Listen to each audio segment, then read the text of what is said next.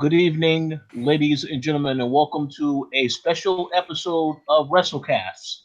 I'm your host, Richard Billy Jr., and tonight I'm joined by Mr. Adam Vale. How's it going, Adam? Man, I took a shower this month. I'm feeling fresh. I'm hyped for this whack-ass pay-per-view we're about to talk about. Holy shit. Yes, God. Absolutely. We're also joined by Miss Dana Abercrombie. How's it going, Dana? It is going well. Oh, that's good. That's good. You threw him off there. Damn thing. Yes. And we have a special guest tonight. I hope I get this name correct. We are joined by Mr. Michael Long. Yep. You got it. Yes, from Dual Shockers. Yep. And I think in platform, right? You said? Yep. Community manager for Dual Shockers and one of the podcast panelists on the platform podcast. Awesome. So I know that you was on Throwdown last night, and I know that Adam, you and Adam had a conversation. You said that you were heavily into wrestling, so we're glad to have you on the show. Yep. Yes. All right. I've So been a long time wrestling fan. Long time wrestling fan, and very excited for Stomping Ground, correct? Oh, you know it. It's gonna be a 10 out of 10. Oh man. See, that's so sad. It's just so sad. Oh. Yes, it is sad. We'll see. Well, tonight we are going to give our predictions for Stomping Ground, but before we do any of that, there's a couple other little things we need to talk about. So in regards of WWE news, I know that Dana may have a few things that I know she wants to mention, but I believe the first thing that we definitely need to talk about, and I'm going to let Dana lead this topic off, is what is going on with our very good friend Ricochet, a.k.a. Trevor Mann, these days. Got something ricocheting in the back. Shit.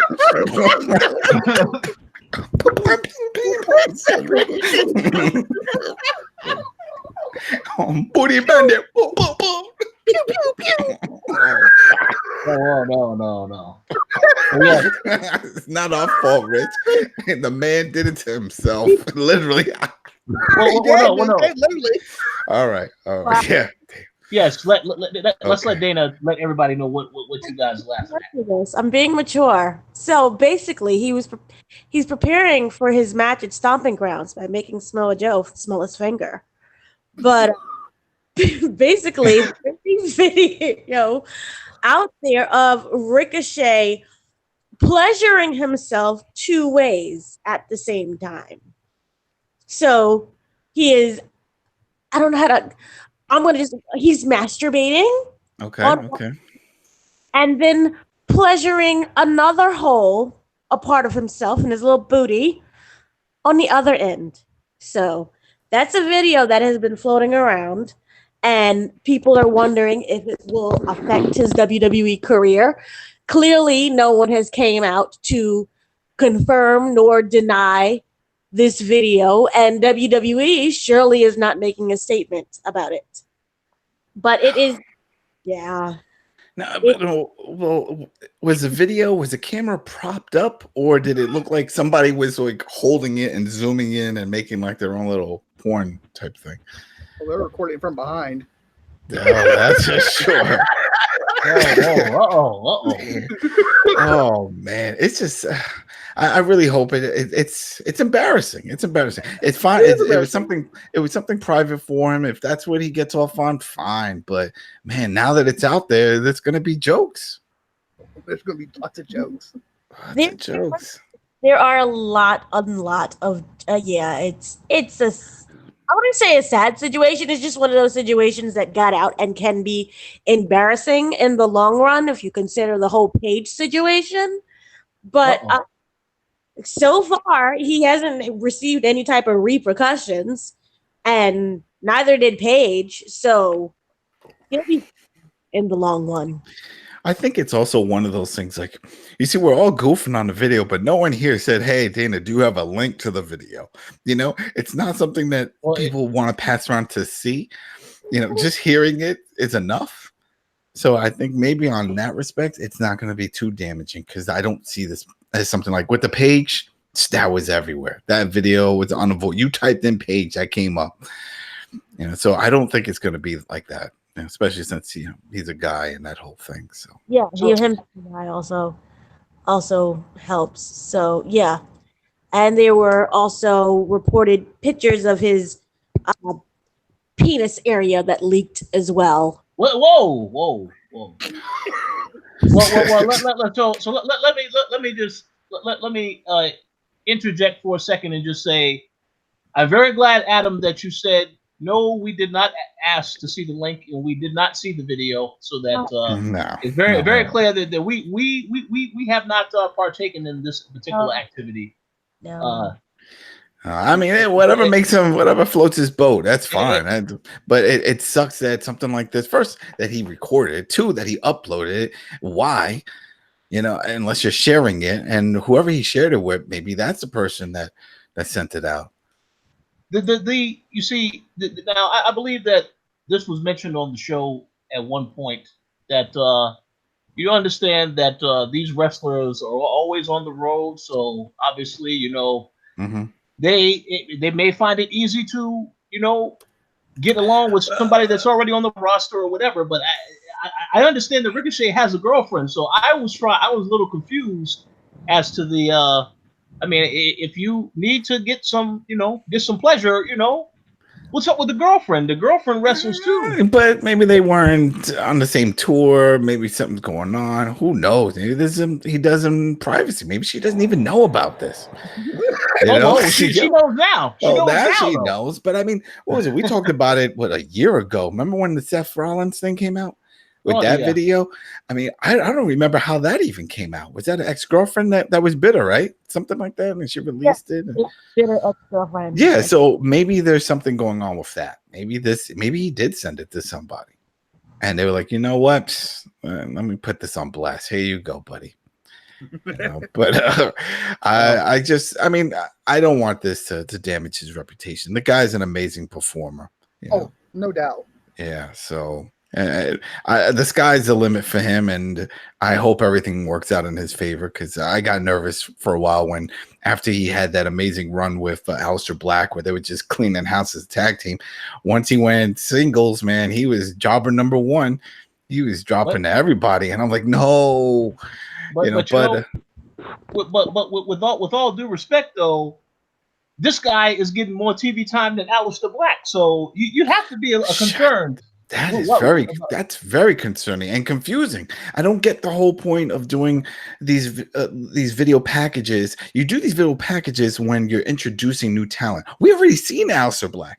You spit him out from NXT onto the main show, kicking ass, and now you're taking him away, and it's like, oh, remember all that shit he did? Let's wipe it away from your mind. We're gonna make something new with him. Why? Why do that? I don't get it. It's just like a waste of time. He should be on this card. Yeah, well, we'll see what the future holds for that, because I do have some things to say about the card, which we'll get into in a little while. But as for Ricochet, yes, I wish him well in his endeavors. But please, don't say that. People are gonna think you're trying to say he's gonna let go. I don't think they're gonna fire him for this. No, he's not gonna get fired. I said I wish him well in his career aspirations, endeavors, but I would tell him, listen, man, don't record yourself anymore, please. Don't do it no more. Don't put yourself in. Don't get yourself in that type of stuff. I mean, just think if you were in his situation right now, and this came out, and your job is to perform in front of crowds of people, massive crowds of people. The embarrassment must be. He could be in fetal position right now in his hotel room. We don't know. Like, oh shit, everything is over. It's embarrassing, But maybe people will joke about it and move on. Yeah. But I'm sure there's gonna be a lot of Pat Patterson link jokes. So. Oh no. Yeah. Oh well, we'll see. So on that note. Anything else that anybody else wants to say about Ricochet before we move on? I'm with Adam said. He's a great wrestler. I've been watching him since Lucha Underground. Prince Puma. Prince Puma, and like I said, I've always liked him since then. I wish him the best luck, and I hope nothing bad happens to him about this. That's all I gotta say. You know? I wish the same for Lucha Underground. Shit, man. I feel like once they blew up, everybody just went after their talent. Oh, yeah. Everybody's gone. I mean, and then some people trying to get out. The whole thing with Jeff Cobb and lawsuits. It's a mess. But it was so fun. Remember, for a long time on this show, I was preaching the word of Lucha Underground. Like, everybody needs to see some Lucha. But might be a thing of the past. We'll see. Yep. We'll see. So, I'm gonna pass the mic over to Dana. Is there any other news topics or anything that you want to mention? I do believe the WWE ratings, the low ratings, has been a topic of discussion. But is there anything that you wanted to bring up before we talk about other predictions? Well, aside from the very low ratings, and there's going to be very low attendance at WWE Stomping Ground. The struggle is they're having issues with selling tickets, which is, is on Sunday and not Friday, as they accidentally gave everyone notifications to the wrong time. So yeah, when I saw that today, I'm like, what? Wait, what? They changed it? But it threw me off. But once I click it, it just takes you straight to the network and they're airing some random shit. It wasn't the pay-per-view. Yeah, see, even they don't care about their pay-per-view or the dates. Out there. But attendance is going to be low. Tickets are very slow. So, that's something that's not surprising at this point anymore. Because if the ratings are low, then, attendance has to be low as well. Also, on top of that, and this makes no common sense, again, WWE, which has their own very own production studio and their own streaming service, where they're still struggling at 2 million 2 million subscribers, have announced that they're teaming up with Netflix once again to make an original movie called The Main Event. It's going to star Kofi Kingston, The Miz, and Sheamus. It's about a talented 11-year-old named Seth Carr, who he was featured in Black Panther previous movie. The 11-year-old, he's a wannabe wrestler, and he discovers a magical mask, and he ends up entering a competition to become the next WWE superstar. So they're filming right now, and it will be released in 2020 on Netflix and not the WWE Network, because that makes sense. What a disappointment. I don't get it. They have a network. They want people to subscribe to this network. And then all this content, these movies, they're all being produced either for Netflix and Hulu and other platforms. I don't get when the network first launched, I was excited because I'm like, all right, now we're going to get all the old matches and all stuff. And I figured they were going to have these movies, the bad movies that didn't even bother, like all the Marines and 12 rounds and all that, and start placing these films on there. No. We're not seeing that. I just don't get it. Fighting with My Family, still not on the network.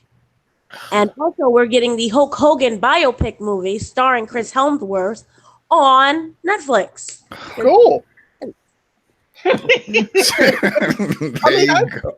think he can pull it off, we'll say.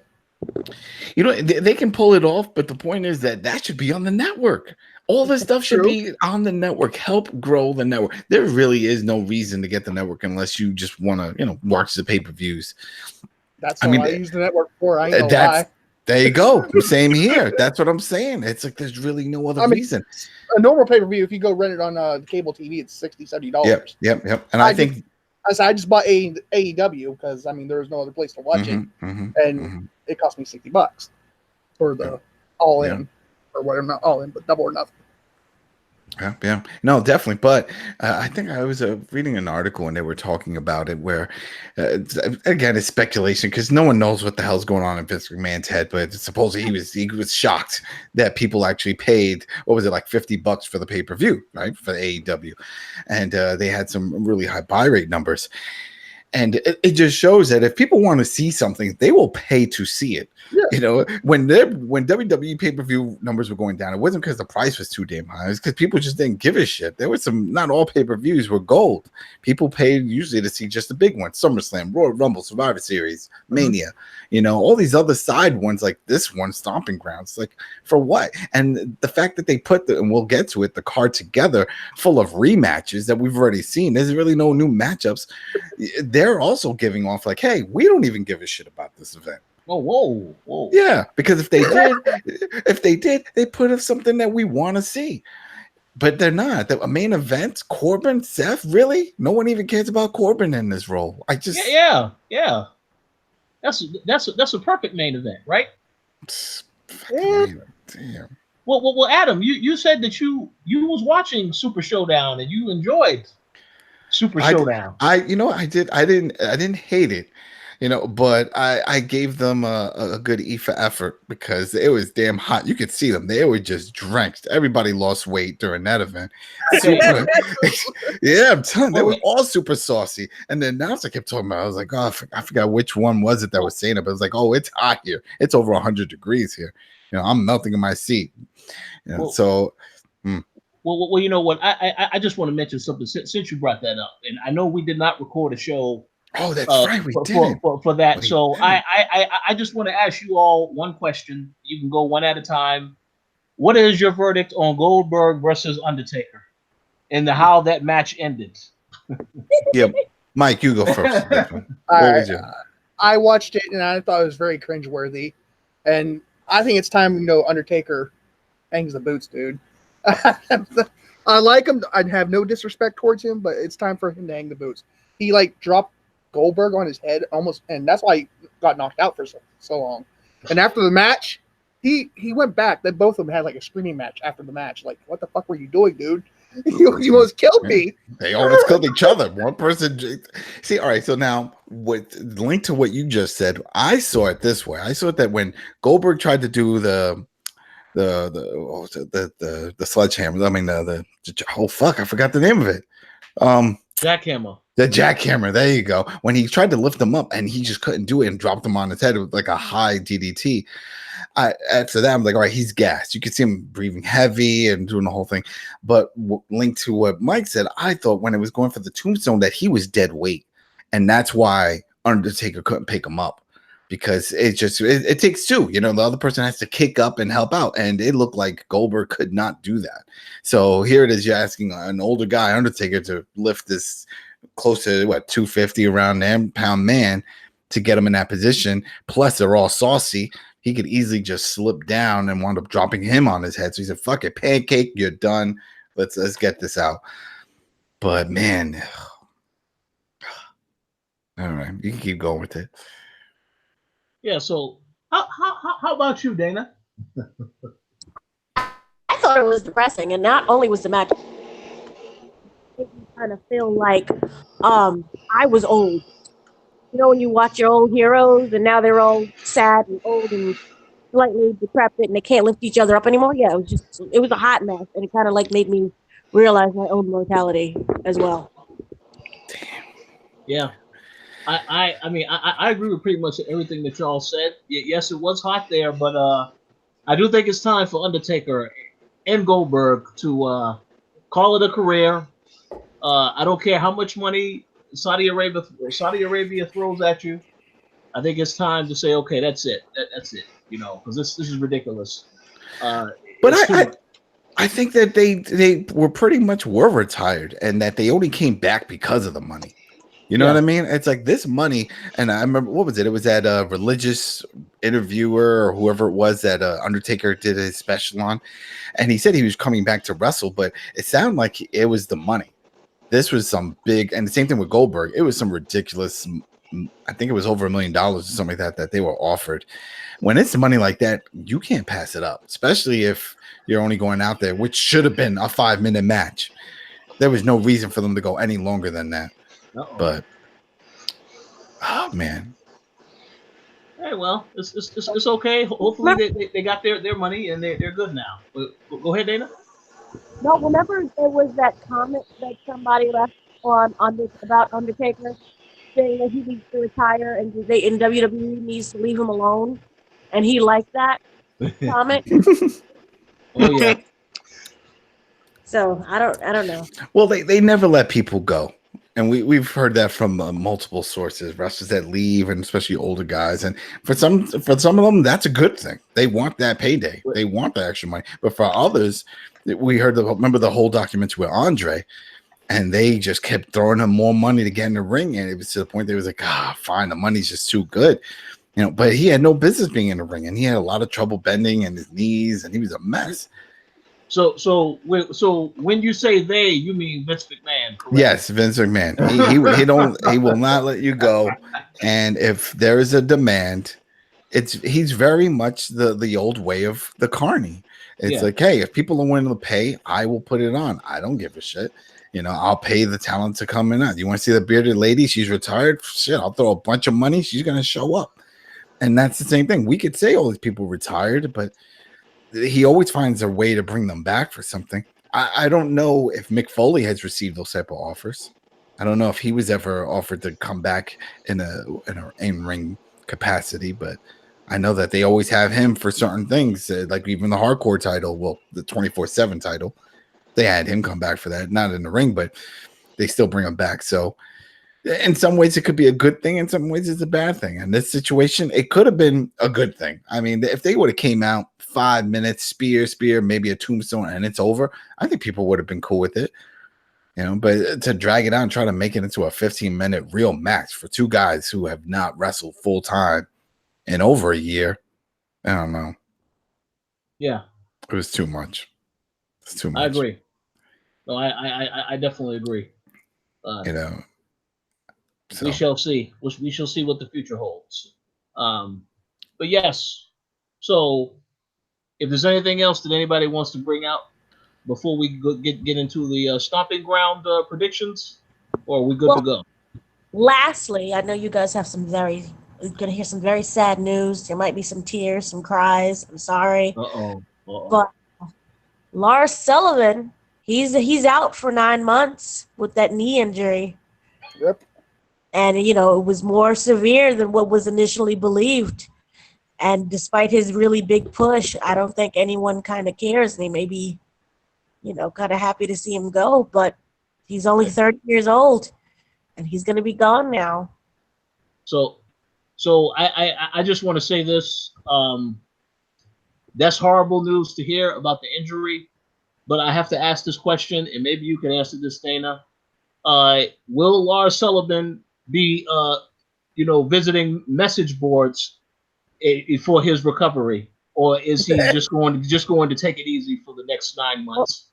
Only the message boards that are a part of the NAACP.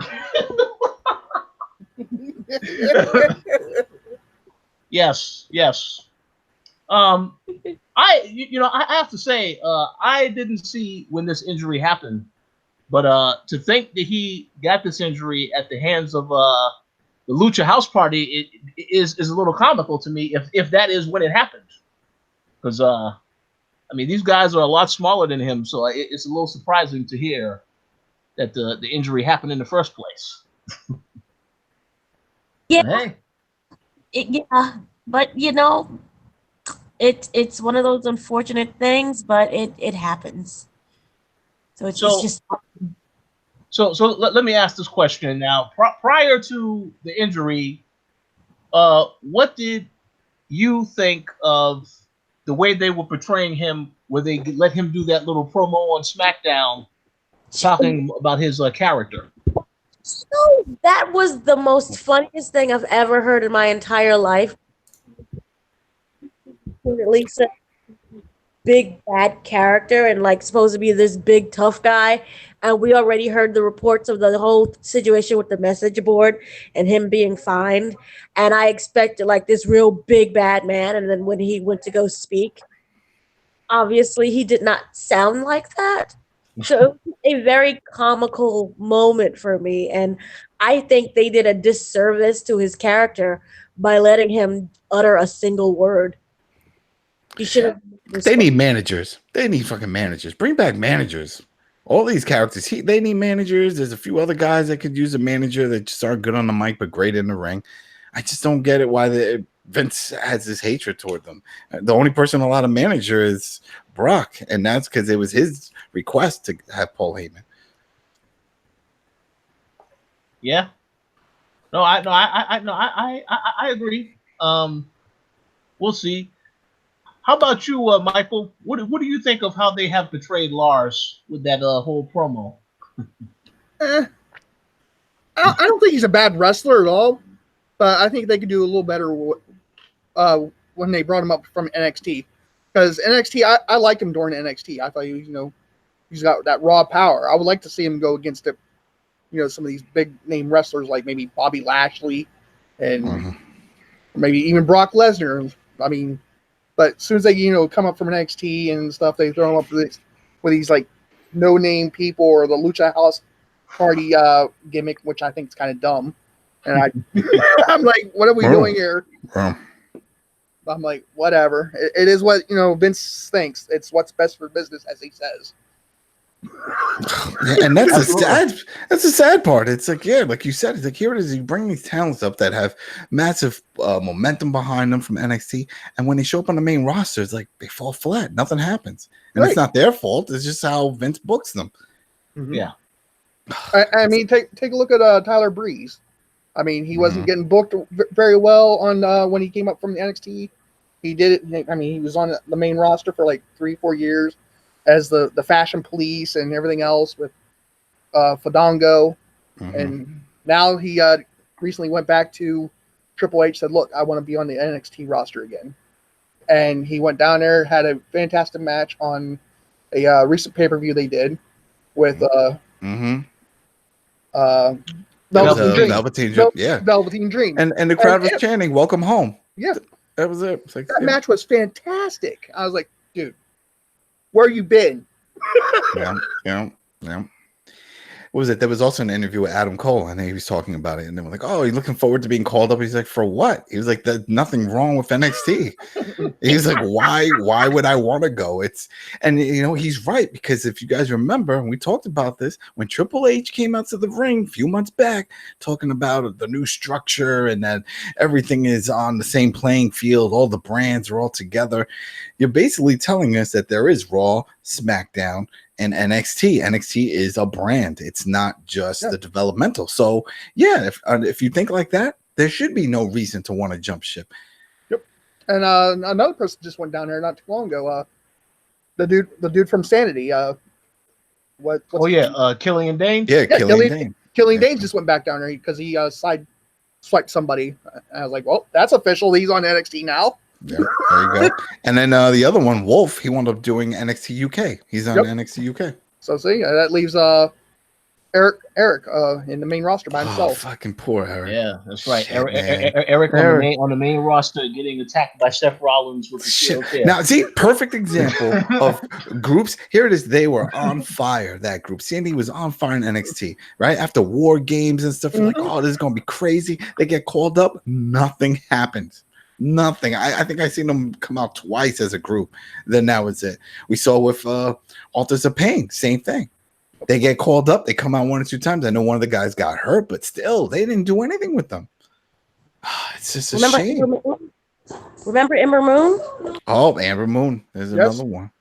Yeah, she plays video games now, and that's the extent of her TV career at the moment. And actually, that's what Tyler Breeze was doing before he went down to NXT. I'm not lying, because I actually played video games with him on a stream one day. Oh, really? Oh, yeah. I was watching his stream one day on Twitch. They go by the Sweets, and he sent me an invite. We ended up playing Call of Duty Black Ops 4 together. Oh man! Look at that, man! It's him, Baron Corbin, and Sean that do the Sweets. Or as he goes, Tyler, Perfect 10, or used to. Oh yeah. Ty. Ty. Now he just signed to AEW. Also, I saw. Yeah. Well, I had a feeling that was going to happen because of his connection with Cody. They're really good friends, and they were together. What was it? I was on Cole Cabana's show, Cody. and he was talking about it, and he was like, man, he was like, Dillinger, he's been with WWE for over 10 years. And he's like, and things still haven't really progressed for him. So, you know, he was a decent wrestler in NXT as well. Yeah. He got over with that perfect 10. But again, it just shows that Vince doesn't watch NXT. He doesn't care about it. So when these guys get called up, he's just like not impressed with any of them. That's right. Absolutely. So I can't wait to see how he treats Velveteen Dream and Adam Cole in the Undisputed, which will probably be called the Unknown Era by the time they get to the main roster. I mean, I hope not, because I like the Undisputed Era, and I like Adam Cole. Yeah. He's very talented. Mm-hmm. And he looks like CM Punk. Right. But the rumors also about, what's his name? The one that used to be the previous championship, I can't think of his name, they had for Adam Cole, was he's supposed to be going to... Johnny Gargano. Johnny Gargano. Yeah, he's supposed to be going to 205. Oh no, please. Yeah, that's what the rumors are saying, that he's going to 205 because Vince said he can't cut it. Oh my lord! Well, that's not good news to hear. They need to take 205. I mean, there's talent there, but the problem is they don't care what they do with them. It's like a round robin. There's really no real story with it. Nothing happens. They need to take 205 and like squeeze it into SmackDown or Raw. Do something. SmackDown. It can't survive on its own like this. Yeah. It's no. I agree with Rich. Squeeze in with SmackDown. I mean, they can make it like a 3-hour show since that's what they want to do. Make everything like 3 hours long. Make it 2.5, 3 hours. Like, isn't that the deal with Fox or something like that? It's supposed to be they're asking for a 3-hour show. They want a 3-hour show, and they want them to cut ties from the kiddie ratings that they're doing. They want them to go back to the Attitude Era. Well, I think a lot of people want that shit. A lot of people want that. They need to do that. But then again, don't want to go too far. You guys and I sent you that thing with the death matches. Yeah. Yeah. Oh man, we don't need to see that shit. That is. Oh my lord. No. They absolutely need to go far. I want to see all of the stuff that happened in the Attitude Era be brought back to the modern time. I mean, like you take for instance, you watch these the Extreme Rules pay-per-view that they had. Where was the Extreme Rules? There were simple, basic matches. I'm like, where was the chairs? Where's the ladder? Where's the color? It's supposed to be blood. It's extreme. I need to see some ass whoopings. Exactly. Come on. I mean, if you're going to go to like Extreme Rules and like it for ECW, I want to see barbed wires and shit. Man, Jim Ross said it best. He was like, there's one move that he hates that he says makes wrestling look fake, that really shows it off. And it's when the guy gets on top of the other guy in the turnbuckle and does the 10 punches to the face. Yes. It's supposed to be closed fists. He was like, after 10 straight punches to the face, the guy, it should be mangled, all welted up and stuff. Yeah. The fact that there's not even a scratch ruins it. He was like, every time somebody starts to set up and he would help some people with their matches, like, yeah, and I'm going to do no 10 punch to the face. Don't do it. Well, I'll be curious to see if they try to make SmackDown more edgier. I have not seen it on Raw. Even though this third hour of Raw was supposed to be a lot more edgy. Yeah, you hear Roman Reigns call someone a bitch, and then that's it. Well, that's the extreme to the extent of what they were talking about. So, and that was by the request of USA Network. They wanted that third hour to offer something else, something more mature, just to spice things up. And we haven't seen any change really. And it's hard to do that because I get it. It's for viewers at home, but you still have kids in the audience. Yeah, but the kids. The kids shouldn't still be up at 10. I agree. They shouldn't be there at this event. But it's like, hey, they wanted to go see some of their favorite wrestlers. It's up to the parents to say, all right, it's a third hour, let's leave. They're not going to do that shit. You paid your money. You're going to watch the whole event. I mean, I was probably like 14, maybe 15 when I was watching Raw and when it was the Attitude Era and watching Stone Cold stomp a mud hole in somebody's ass. I'm like, that was classic. Oh man, middle fingers all the time. Exactly. Him drinking beers and shit. I'm like, Triple H banging a corpse. Oh. Yeah, that's right. Yeah, that's what we need. Yeah, I want to see all of that return. Yes. I just want to see some attitude. I want to see like people give a shit. That's all. That's what I want to see. Well, we'll see about that. Maybe one day. Well, we'll see how serious this whole thing is with Fox and their requests. Because I mean, the one thing that they're really pushing for is numbers. I heard that was the flaw. Well, not the flaw, but that's the clause in their contract. If they don't hit over a 3.0 rating, that's not happening. Then Fox has the right to just void out that contract and be like, peace, just like they do all their other damn shows. Yeah. So in other words, by 2020, I expect to hear SmackDown Live is returning to USA Network. Either that or straight to the WWE Network. Drop to 2 million for like the first time. You said all the viewers. Was that was this past week, right? With the Raw and SmackDown? Yeah, that dropped too. Well, so we'll see. And I did hear we're about to get into the predictions because I did hear that now there was some rumblings that they want to shake things up on this particular pay-per-view to try and get some people to watch. So shit, then they need to start sending out some notifications now because I mean they're out of TV time.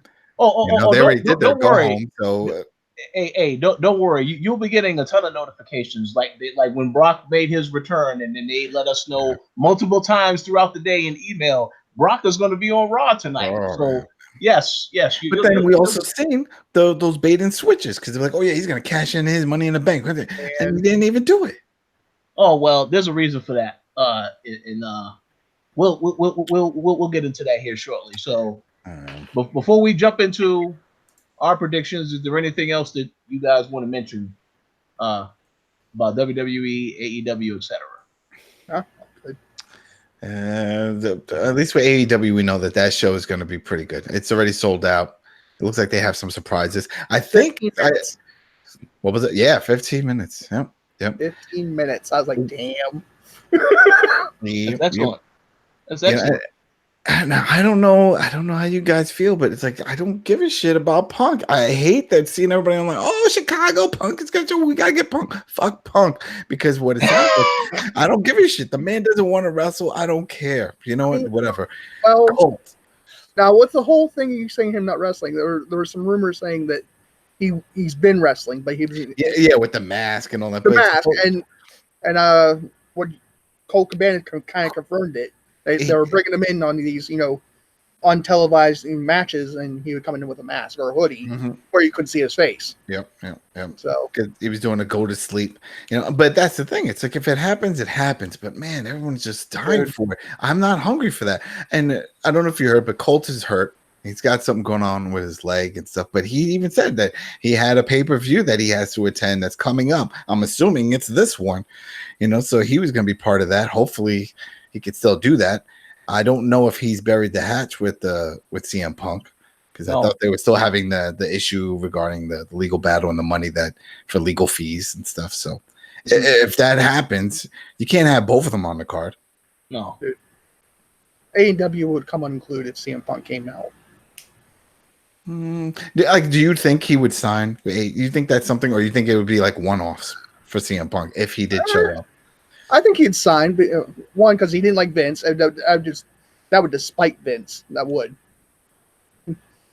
Vince got rid of him because the things with him and Brock Lesnar didn't get along, and they didn't let him do his thing because he wanted to do his own skits, kind of like what John Moxley wanted to do. He wanted to be unscripted, and he wanted to do his own drop the mic and stuff like that. But so I could see him signing if he wanted to.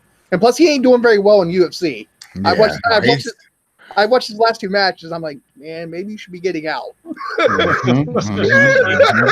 Yeah, he's already out. They let him go after that. He's done. He is done. So yeah, commentating. He's doing commentating now. He tried to do some commenting. Yeah, he had another. He joined into it was like a WrestleQuest as these tournaments, and he lost. He came in third place, but there was only 3 people in it, so he was last. And another person that probably join because it would be AJ. She can join the women's division in AEW. Well, I don't know. I have not seen AJ for the longest time, so I don't even know. Does she still train? Is that still something she wants to do? Because doesn't she have a TV show coming or something like that? I have no idea. I haven't heard from her, but I know I've seen some videos of her and CM Punk together when he posts videos on Facebook or Twitter and things like that. But I haven't seen her train or anything. Yeah, I think because Dana. Didn't you talk about that? She had a TV show. Something got picked up. Her book about going crazy. Something got picked up, and she was like executive producer or something.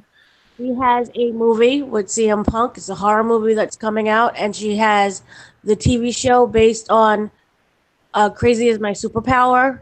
I believe I'm going to say Fox is doing it. I don't know. Don't quote me on that one.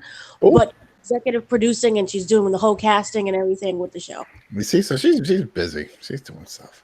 And she also speaks around the United States about mental health. Really? Mm-hmm. So she doesn't need to make her return to wrestling. She's all set. I mean, we weren't expecting to see Kong make her return either. Yeah, well, that's. I just never thought she retired. I thought she just had that one incident with Impact, right, where they fired her because of something she had. But I never thought she was done. Even when I saw her on. What I heard from was what Vince fired her because, she wanted to come back after her pregnancy, and Vince said no. And whoa! Yeah, the miscarriage though. Oh, it was a miscarriage. Yeah, it was a miscarriage, and she asked to come back, and Vince said nah, ain't happening. You're a route too long. Basically, you're a route too long, is what he said. Well, I just didn't think that she would come back solely based because of the TV show, Glow, and she's running around. See, that's why I think she went to Glow because Vince didn't want her didn't want her back. Good on Vince because she's amazing in Glow. I like her in Glow. Well, she went to Impact, remember, and then she had a fight with one of the girls on the European tour, and they shipped her back to the U.S. And then she left. That was because after WWE she went there, and then she had an incident with one of the girls, and I guess everyone sided with that girl, and they just let her go, or she quit, one or the other. And then of course she popped up in Glow, and that's working out. And then she could still do that and wrestle. And so I don't think Glow's coming back. It is. Season 3. Yeah. Oh yeah. August is the season 3. Okay. Everything. Yeah. Okay, we'll see it. We'll see if it lasts longer than most of these movies, or most of these TV shows, because like season 3 is usually when they get cut. The one thing that worries me with this whole thing with Netflix is that they don't give out ratings. So you're right. We don't know how many people are watching any of this shit. I mean, I watch Glow. I like it. I think it's cool. Please. Yeah. Like we know that it gets word of mouth hype and buzz, but we don't know actual viewer numbers. They never release that. So, but hey, it got picked up for season 3, and I'm sure the budget isn't too high because they don't really have any superstars on there, like big name actors, so they don't have to worry about overhead. They did add one new character played by Gina Davis. Yep. Oh, she's on there? Yeah. Oh, forget it. I'm thinking of Gina Carano. Forget it. My bad. I mixed that up. Like what? I haven't seen Gina Davis since The Fly, so I'm curious to see how she looks now. She looks the same? Yeah, I posted the video and everything. Didn't Beetlejuice come out after that? I haven't seen the video yet. Is she a wrestler, or she can't be a wrestler? She could be. How old is she now? She was like in her 30s during Beetlejuice and stuff. Now she's got to be much older.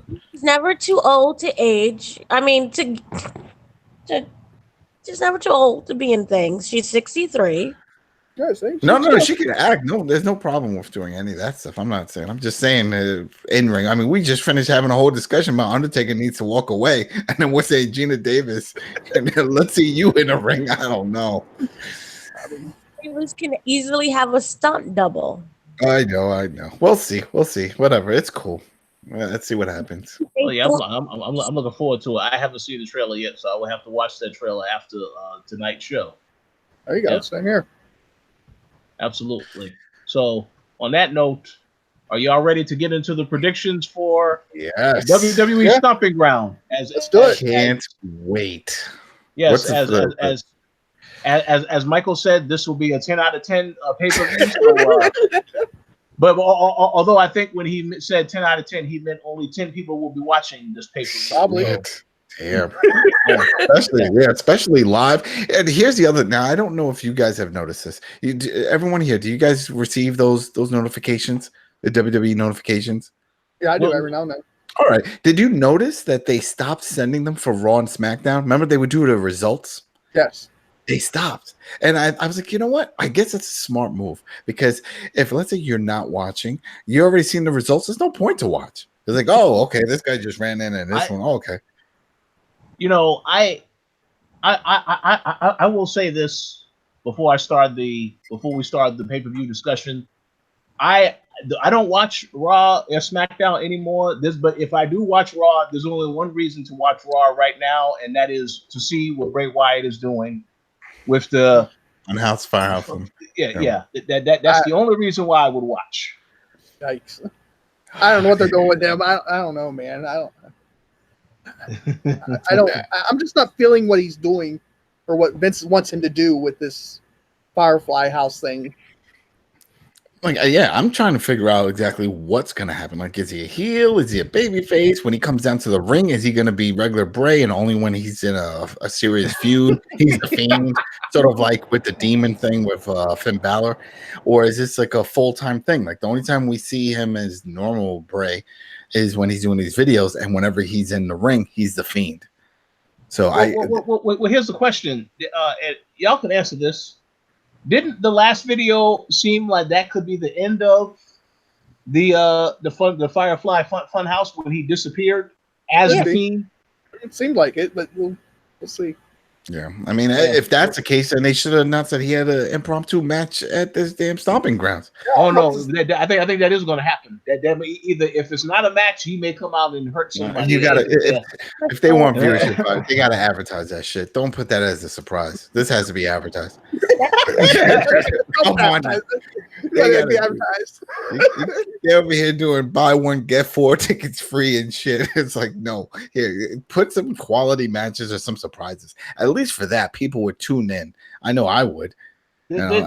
I'm pretty sure there's going to be some surprises. Really? Damn! Look at you, high hoping on this one. He's like, so on that note, let's begin because what's the first match on this? All right, so according to what I'm looking at, I don't really know what's the pre-show match. I see that there are 9 matches on the card. So first up, we have Tony Nese defending the WWE Cruiserweight Championship against Akira Tozawa and Drew Gulak. Triple threat match. So I want to start off. Let's go to you first, Dana. Who do you think is going to win this match? Who are these people? Oh, come on. You know who they are. Drew Gulak. Yeah, Drew Gulak, he's really technical. He's a good wrestler. Tony Nese, that's the guy with the 8-pack, and he's chiseled and he's got a few good moves. And then Tozawa is the yah screaming guy. Oh, okay. And Tony is the champ. Yes. Yeah. 205. 205 for life, right? For life. Look at that. She's hyped for it. Life. I'll be watching that 205 and it'll be live. Go ahead. I'll tell you this much. I'll set this up for you. Tony Nese is going to lose it to Drew because everyone else has had it, the title. Pretty much everybody who's been in 205 since the beginning has held that title belt. So Tozawa had the belt already. Tony Nese has had it for a while. Now it's going to be Drew's turn. That's how it works there. So no, I'm going with Nese because this is going to be a throwaway match, all of 5 minutes probably. And so they're going to have the person retain the title and then continue their feudation back on 205 Live. Well, no one will be watching. Yeah, it's a problem. There's no feud. No one gives a shit. They just match these people up and see what happens. There's no real desire to watch because of that. It's like, who cares who wins? And what's sad is their matches are good. Oh yeah. I had such high hopes. Remember, we all did when we heard that they were doing 205 after the Cruiserweight Classic. We're like, oh, this is gonna be the best show ever, and they had some good matches. And then we noticed that nothing was happening. Nothing was developing. It was the same 10 guys going around and around. And then they put Enzo there, and shit just started going downhill. Yeah, Enzo's in Ring of Honor, ain't he? Sort of. It depends on where you read. Some outlets say no, he didn't sign. It's like all right. So Ring of Honor is weird because some guys they'll put under contract and the other ones are paid per appearance. Yeah, and that's where him and Kaz are under. Yeah. So they're not really part of it, but who knows? There was it that one that got released last week with Moxley that he jumped in and he beat both of them up. That was at some other indie show somewhere. Yeah. I think they work at that place, whatever that promotion was. He's put some weight on. Last time I saw a cast, I was like, damn, dude. Yeah, he said he's healthy now and he's cleaned up and whatever, That's well, so Dana picks Tony Nese. Adam, you said Drew Gulak. Yeah, just because it's his turn. That's how it works there. So okay. How about you, Michael? I'm gonna say Tony Nese because I'm with Dana. I think it's gonna be a shit match, if you ask me. And nobody's gonna really give a F about this. And so I actually agree with both Dana and Michael. So it looked like Adam is the odd man out because I also say Tony Nese because I figure if you're gonna have the title change, this title, I think it needs to be a bigger pay-per-view than Stomping Grounds. Mm-hmm. And also Tony Nese just won the title at WrestleMania, so he hasn't really had it that long. I mean, it's probably he is going to lose it at some point, but I don't think it's yet. But then again, we'll see. We'll see. That's true. I mean, Gulak, they moved him for a little bit at NXT, and I thought he was going to stay there. They had him in a few feuds. And I was like, oh, okay. They took him out 205, and then all of a sudden he's back on 205. So I don't know. So he was just in not NXT this week, but last week. Yeah. That's why I took Matt. No, Matt. The UFC dude. The UFC dude. Matt Riddle. Yeah, Matt Riddle. Yeah. Mm-hmm. The experience. Yeah, so that's why I was like, oh, then he's gonna be here. But then once I saw that they put him back on 205, I'm like, well, then they must be trying to give him a bigger push. He's probably going to get the title or something. There's no reason for him to be there. Maybe they're bouncing him around because the other dude's bouncing around also from 205. I can't think of his name. He's like skinny and bald-headed and runs with the other dude. Oh, the Boston guys. Yeah. Yeah. Those are your people's. Yeah, you're talking about Oni Lorcan. Yeah, Oni Lorcan. That's it. I couldn't think of his name. Yeah. Yeah, because they're bouncing him around from NXT and 205. Rich went to high school with the dude. So. No. I definitely didn't. And this last week he was just on NXT UK as well. Oni Lorcan. Yeah. So see, he's been bouncing around everywhere. Damn, that's serious bouncing. Right, leaving the country, y'all be back. I got to do a show, and then after the half hour of that, I'm going to take a 15-hour flight back. That's right, experiments. That's what they say. Oh man. Okay, well, so next up, we talked more about the match than what people are actually going to see in the match. That's the funny part. well, that's good. That's good. So they can see that we properly endorsed the 205 Live. Okay, next up we have an impromptu tag match that I didn't even know was actually on this card, and I'm very, very confused as to why it is on the card. We have the New Day, Big E and Xavier Woods versus Kevin Owens and Sami Zayn. So I'm gonna go first. I think that Kevin Owens and Sami Zayn are going to win this because these guys are obviously, I think, the stars. I think they have plans for Kevin Owens, Sami Zayn, even though it may not appear as though they have much for either one of them right now. I don't know what they're doing with Big E or Xavier because I thought at one point they were going to turn Big E heel. That has not happened because of the injury and then the other plans changing with Kevin Owens. So I don't know what they're doing, but I personally think Kevin Owens and Sami Zayn will win this match. I'm going to go to you next, Dana. Who do you pick to win this? Dana. Well, I think she's muted. She got muted. Muted. She's muted, but I think she left. No, stepped away. Oh, maybe so. All right, so I'll jump in there. Damn. I want to say Big E because isn't this his first match back, like official match back since the injury? Well, he did one on Raw this past week. Him and them, but yeah, this would be like his first big pay-per-view match. Yeah. So, man. And I'm still surprised with the whole Kevin Owens and Sami Zayn. It's like they feud, they break up, they get them together. It's like, what are you doing with these guys? Are they singles? Are they tag team? Are they? It's just constant back and forth. So at this point, I don't care what happens with them. This is one of those matches where Sami Zayn, when he came back from his injury, made it seem like he was going to be a singles guy.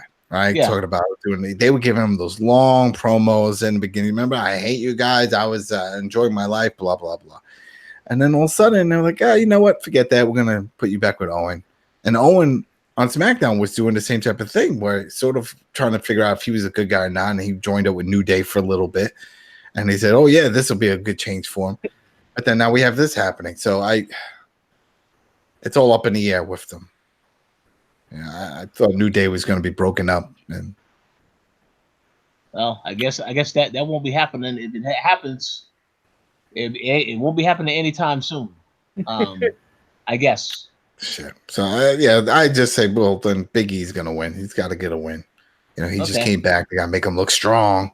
So. Big E and Xavier Woods. Yeah. Why not? So how about you, Michael? I'm gonna go with Adam as well. I'm thinking it's gonna be New Day. It's gonna take the win over Xavier, over Kevin Owens and Sami Zayn, because, like Adam said, I'm not sure what they're doing with Sami and Kevin. And on top of that, the reason I think they paired him back up with Kevin, because he slipped up when I think it was like 2 weeks ago on WWE. Remember that, Adam? Now that's the thing. It's like you hear one report that it was like, in we're this. going to punish you. It's damn. Dude, when he said that AEW shit, I was like, they were like, "Yo, cut the mic, cut the mic." It's like you saw Quinn Grace, like, "Oh shit." See, and then some people say that that was in the original script that was being passed around. Then they were like, no, they changed it because we've seen how they showed we've seen behind the scenes the gorilla position. Vince is right there. Everyone is right there. But maybe he is trying to get out of his fucking contract and don't give a shit, or maybe he felt, hey, I'm here to get heat.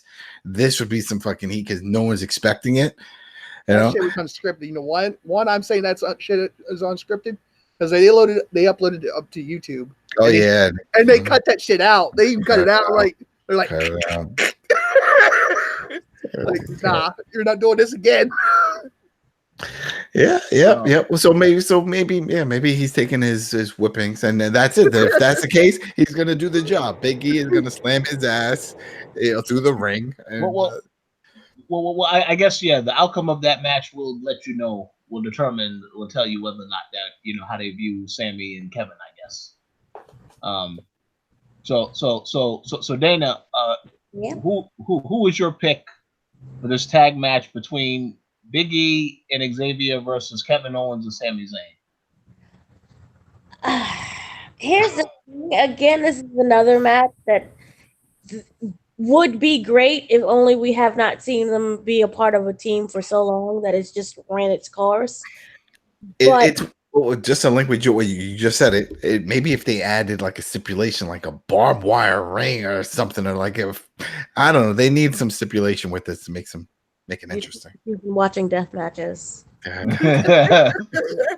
I don't know. The thing is that this feels like it should have been on like the pre-show, just solely because of like how generic it is.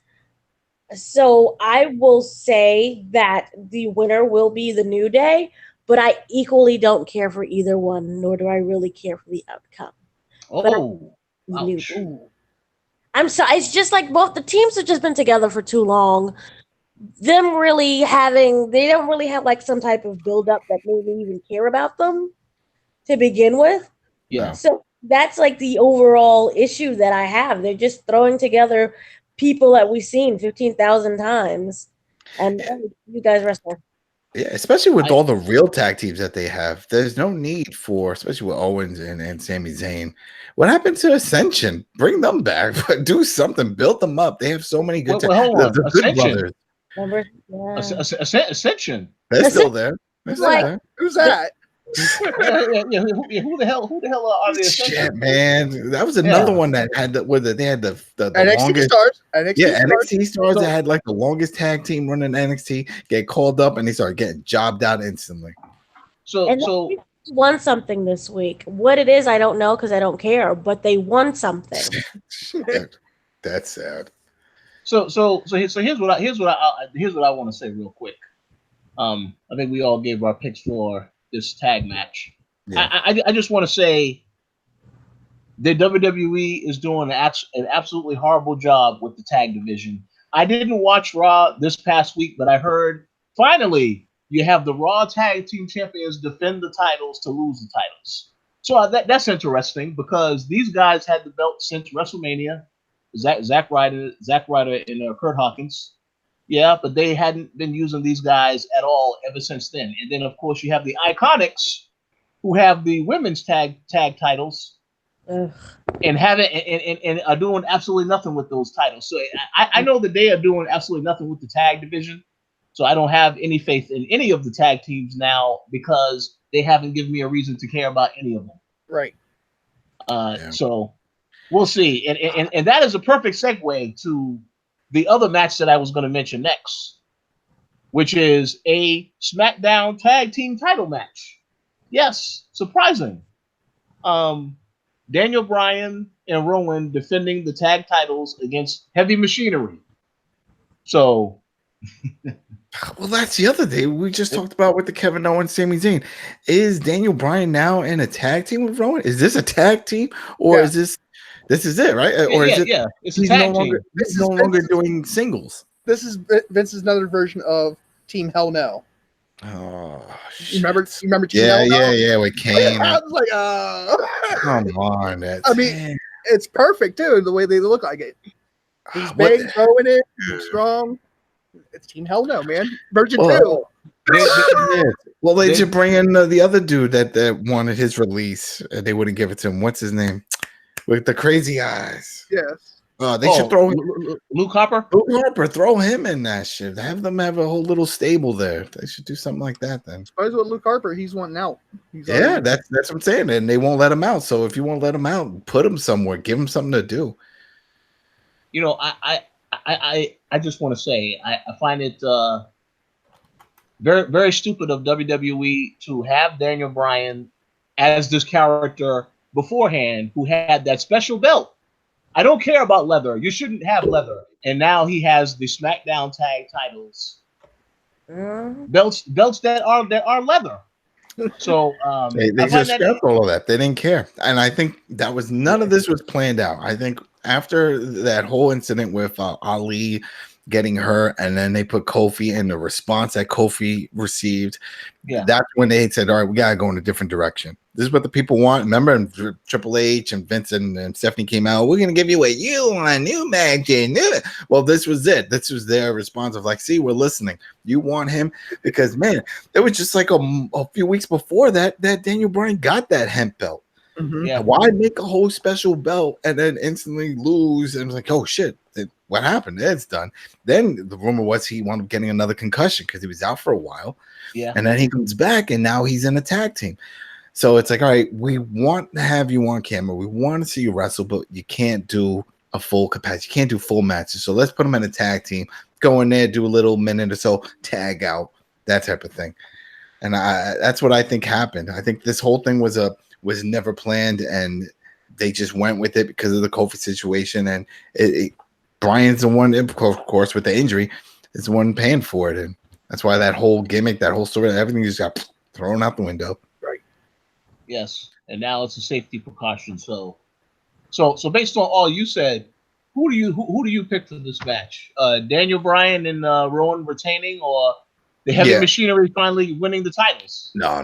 They got to do something with Daniel Bryan, and no, I'd see them retaining this. I can't see them just dropping it to Heavy Machinery.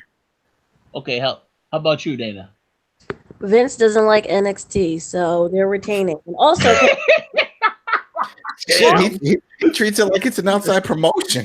He's like, I didn't write this shit. I didn't hire them. Yeah. And also, can I just say that it's a miracle that Heavy Machinery has been able to keep their name? Yes, that is a miracle.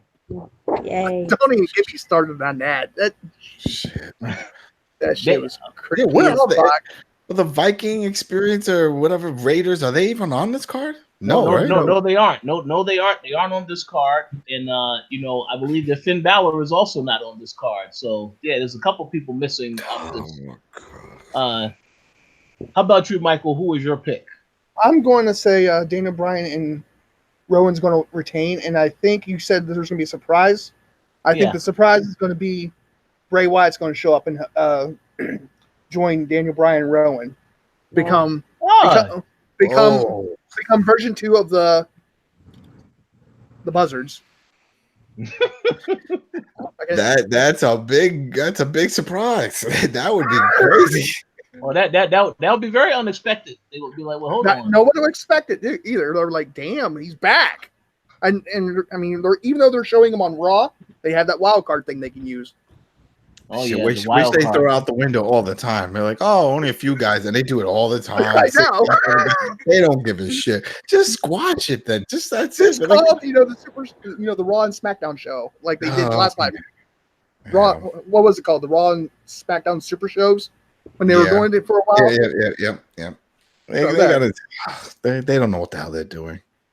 But yeah, that's my surprise. I think that's going to be a surprise. I think that. I think that's a very interesting surprise. I will be curious to see how that works if that's the route that they decide to go. As for my pick, I also say Daniel Bryan and Rowan retaining, because I feel if you're going to give Heavy Machinery a title win, again, I would put that on a bigger show. I would not put it on this show because this is a throwaway pay-per-view. So sorry for those that are very much looking forward to Stomping Ground. But, the name implies itself. Yes, it's a pay-per-view that should be stomped on. What was it called before? Because this is a new name. I have no idea. Is it Payback or something? I know they scrapped the name and they changed it because it wasn't Stomping Ground. I don't know. Whatever. It don't matter. The card's still whack, so it don't matter. We'll see. Okay, moving on now to the next match. And we spoke about this gentleman earlier, so I'm very curious to hear what the choice is going to be on this one. We have Samoa Joe defending the United States Championship against Internet superstar Ricochet. So, I'll go to you first, Adam. Who do you think is going to win this match? Booty Bandit! Ricochet. No, I think it's going to be a good match. This could be a really good match. Yeah. This could definitely be a really good match. We're not going to see the Muscle Buster, and I wish we could see that because I could see Ricochet selling that to high hell. But I think it's going to be a solid match. And it'll probably be the best match on the card. So I say Ricochet wins. Quick interruption. What Stomping Grounds was called before this was called Backlash. Oh, so Backlash. Wait, so Backlash is gone now. That name. They changed the name. They wanted to shake things up. So he wanted to rebrand it. So that's the whole thing. But I think. But now I think about it, with this whole controversy, I don't know if that's going to impact Ricochet. I mean, I think that they're pointing everything in that direction of giving him a push. And that he's up there for the belt.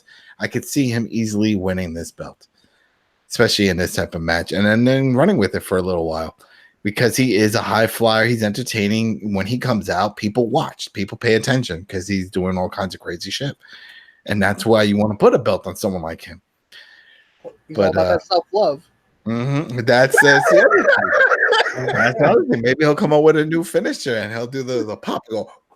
and then he like sticks it in their mouth. Who knows? Exactly. Oh no! Call it sexual healing. Sexual healing. There you go. You know? Oh no! Now that would be that definitely will not be kid friendly. You said you want the Andrew error back. Oh, man, like, it's turn that off. So it's going to be interesting. It's going to be really interesting just to hear the crowd reaction, if there even is a reaction. No, there won't be a reaction. Well, I don't know if you'll hear a reaction, Adam, if only 10 people are going to be watching this show live.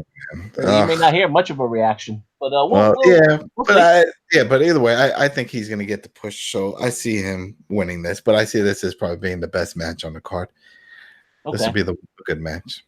Okay, so you pick Ricochet. Yeah, I pick Ricochet. Okay, and Michael, you chose. I'm gonna say Samoa Joe. He's gonna retain. Okay. I just don't see. I like Ricochet. I don't see him picking up the belt right away. Not yet. Yes. Okay. How about you, Dana? So Samoa Joe or Ricochet? Ricochet, that should be the remix right there. He needs a good song. I don't like his theme song. You like that with his wings and shit? Come on now. Well, I don't like the version that Vince has now with the sound effects before the song. Oh, yeah, that's another thing. But no, go ahead, Dana. I think that it will be Ricochet, and he will celebrate with a box of Bootios. Yeah. Too soon. Too soon. You know, somewhere along the line, someone's gonna crack a joke on TV. Remember, like the Usos did with Xavier Woods when they cracked jokes about stuff what he did and from the videos. Someone at some point is gonna do it. That'd be hilarious. You know, if he wins. And New Day comes out and goes, got Bootios. Oh. I was like, Man, this is not gonna be good. Oh, this is not gonna be good. I just hope that there's no more videos. Like we don't see follow-ups and stuff, because I remember with the whole thing with the page, like, oh, there's one video, and then it's like, oh no, there's a lot of video. It was like all kinds of shit.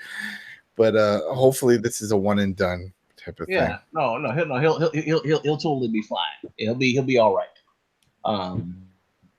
As for my choice, this is a tough one. So I do agree.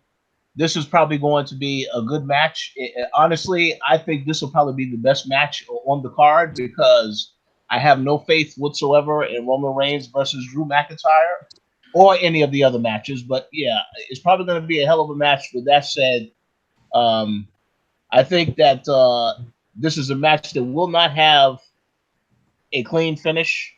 Like I could see Ricochet coming very close to winning, but Samoa Joe just beats the hell out of him, and then the ref tells him, okay, slow down, and then he just keeps beating them down. So therefore it ends in a no contest or disqualification because Joe just continues to beat him down when the ref tells him to stop. So, but I say Samoa Joe retains, but the feud is going to continue. And again, if I'm going to have Ricochet, because Ricochet is a star, so if I want to really emphasize this guy is a star and I want to give him a title, I would save that for SummerSlam. I would not have it now because you can build the feud now and leading into SummerSlam, and then if there's going to be any changes for the fall, let it happen at that particular time. But we'll see. So on that note, let's move on to the next match. Yes, let's go. Let's do this match next because I know this is the match that Adam's looking forward to the most. Oh shit! We have a singles match. We have Drew McIntyre versus Roman Reigns. Oh gosh! A match that we already saw at WrestleMania. That they are saying, "Oh, well, this is a little bit more important now." It's like a rematch. Yeah, because Shane is now in the corner of Drew McIntyre and all this other BS. So I'm going to go to you first, Dana. who do you pick to win this match? Oh gosh, Shane McMahon. I pick him. He's going to interfere and cause Drew to win. Right? The whole thing is literally just to be built because of Shane McMahon for some darn reason, and I'm not even sure why. This rematch from, like you said, WrestleMania 35. I don't know why it's a rematch now. It's kind of weird. But I know that it's because McIntyre was helping McMahon, but it really hasn't really been fully fleshed out technically. So I'm going to have to go with Roman over disqualification because of Shane McMahon. Okay. So I do have a comment to make, but I'm going to go to someone else first. So, Michael, who do you pick to win this match? I'm going to say Roman Reigns is going to win because of Shane disqualification. He's going to help out Drew some way, somehow. Yes. Okay. That's very consistent. And how about you, Adam? Shit, man. This is... I'm going to go based off of who needs it, Drew. I want Drew. Drew needs a push. Roman, nothing could save this dude. I don't care what they say. Oh, with the cancer. The man, I'm glad he beat it. But the character, I don't give a shit about. That's the whole thing. It's like, oh, yeah, he's going to get this push. We got the sympathy and all that. No. I'm happy for him as a person. I don't wish death on him, but... I want to ask you that. I want to ask you all on that real quick. Sorry to interrupt you there, Adam. Mm-hmm. Yeah, like the internet and everything. How they're all saying that was fake. That Vince played that.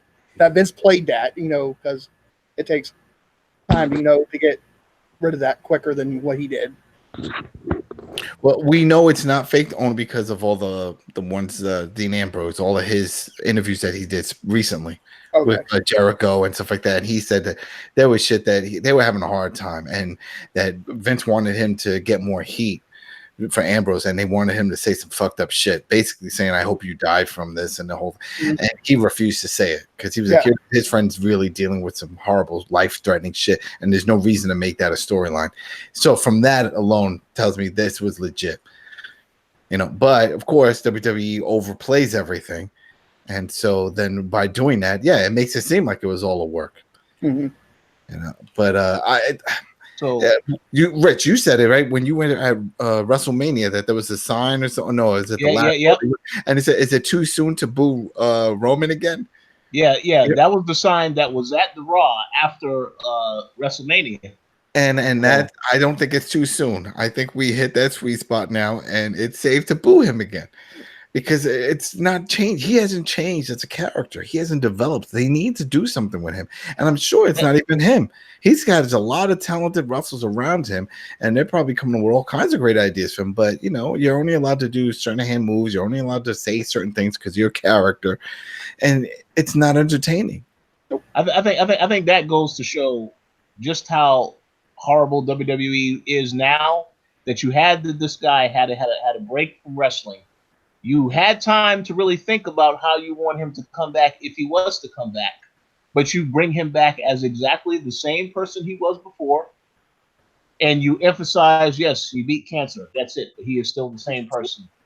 So he's a Samoan Cena. That's it. he's not Cena. That's the problem. He's not Cena's not lying. He's there to fill Cena. Samoan Cena. But he can't do it. He can't, and he can't hang with him. Cena was awesome on the mic. As much as people could hate him, when he came out, you listened. He was good on the mic. He was funny. He was witty. He was fine. I enjoyed his promos. I can't stand Roman Reigns coming out. I mean, Dana's right. He's there to fill Cena's shoes. Yeah, and he still he also has a limited move set, like Cena had a limited move set. So I 100% see that. And not for nothing, but I do believe that I'm very curious to see what happens with Roman Reigns after this movie comes out with The Rock, because I feel like this guy is going to get offers to do other movies, and then he can just walk away from wrestling altogether. But how big is his part? I thought it was a big part. Man, he's all over the trailer though. Have you seen the trailer of the movie? He's all over the trailer, maybe just to give the push because he's a big name. Yeah. But Oh, I don't. no, think man. I don't. You think he plays a major role in this film? He's the Rock's brother in the movie. So One scene. He's not like Jason Statham type. That's what I'm saying. I mean, I don't think he has a major role in this movie. yeah, I don't think it's a major role. I think they're showing him a lot because obviously they're trying to attract as many people as possible to the theaters, and he's a big name in wrestling. But again, on the movie itself, I mean, I want to see it, but I ain't going to go rush to the theater to see it because I don't know, it looks cheesy as fuck. And I don't get me wrong, I like Fast and Furious series, but yeah, I'm Jason Statham, Mark. I'll watch anything that man. I like Jason Statham, but he's a badass. Oh. I'm going to go out on a limb here and say, let's revisit this conversation later this year because I'm telling you, even though. So you predict that he's in Hollywood? Is that what you're saying? No, what I'm saying is that even though the role may not be considered a massive role, you best believe he's going to have a lot of offers after this. And I think that when that happens, I want to be very curious to see whether or not he decides, you know what, I think I could do. I mean, let's be honest, he could make a hell of a lot more doing movies than wrestling in WWE. That is for certain. I think he'll end up going to AEW because he has a thing with Cody also. Just like just like Dean said, he goes they had a really good friendship with the Shield. Cody does. I actually didn't know that. So that's maybe you're right, Rich, because maybe now with the whole Samoa thing blowing up in Hollywood with The Rock and Jason Momoa, and these guys are super expensive. They're like, can we get someone who looks like them but on a budget? And they're like, yeah, we got this dude, Roman Reigns. Check him out. I mean, you get the Roman Reigns' cousin that they brought up, or his brother. I mean, remember that? Yeah. Recently. I was like, who the fuck is that? When they brought him up, I was like, damn. But you see, the other reason why I say it makes sense for him to do movies is because if you think about the fact that he had the health scare and the fact that you want to think about, you want to do things to set your family up long term. The wrestling thing is not it. If he gets in Hollywood and he does a lot of movies, he'll get more money. I mean, I think that'll be a much more lucrative field to go into versus the wrestling thing because you can do a lot more with that. I mean, it's always been to go do for anyone. You see it with rappers, you see it with rockers, you see it with anybody that's like, oh, models, oh, I want to get into acting. That's a safe bet because a few months and make millions of dollars if it's a hit movie, and there you go. But I just don't. We'll come back after this movie and we'll see the reviews, see how big of a part he had in it. Yeah, we'll see. But just so I can give my pick, Drew McIntyre should win this. It's going to end the same way that I believe Dana, you and Michael said. Disqualification, Reigns wins, which is unfortunate. And I also want to say this before I go on to the other match because I was going to mention this earlier. What I don't like now, the Shane thing is fine. You have him as a heel now. But what I don't like is that you have these people on the roster that already have potential. They're already talents, but you don't give them the opportunity to be successful. And then all of a sudden you have a McMahon jump in. Oh, now they're successful. The Revival, a perfect example, because they wasn't doing nothing with the Revival. Now, because they're with Shane, now they're the tag champions. So I don't want to leave. They threatened to leave. They still want to leave. That's and they won't let them leave. So that's why they have time. Yeah. Well, yeah. I fully understand that. The point I'm making though is that these guys, they can be successful on their own. You don't need to have. I don't like this thing. Whereas when WWE sees that something is working, they have to have the McMahons involved to some extent. Like with Kofi. When Kofi was doing well, he was getting well received by the crowd. Now you have Vince come into the storyline. Well, I don't know if you can truly become a champion. And we already know eventually Kofi is going to have a match with Shane because they hinted at this because Shane is the best in the world. So I just don't like how they have to involve themselves in everything when they see stuff is getting over. even go back to with Becky, when Becky was over for the period of time. The McMahons inserted themselves into that as well. So I don't really understand why they got to always put themselves in these situations. They can't let it be successful. It's a claimant to say, look, we're going to do this. We're running with this. It's not, they don't support the whole, wow, this this wrestler can get over just on their own merit and that the fans are behind them. They have to feel like they contribute to that it was their creation. Exactly. And yeah, it sucks. That sucks. Yeah, that's unfortunate. So all I have to say is, when Drew McIntyre, if he eventually gets a proper push, if he eventually gets a title, I hope it's on his own merits and not because the McMahons are involved in, making that happen. Because he should have already won that title, already had the title, but I don't know what the hell they're doing. So we'll see what the future holds. But yeah, Reigns will probably win by disqualification. So yeah, let's move on to the next one. Yes, the Raw Women's Championship match, Becky Lynch defending against Lacey Evans. So, Dana, who is your pick for this match?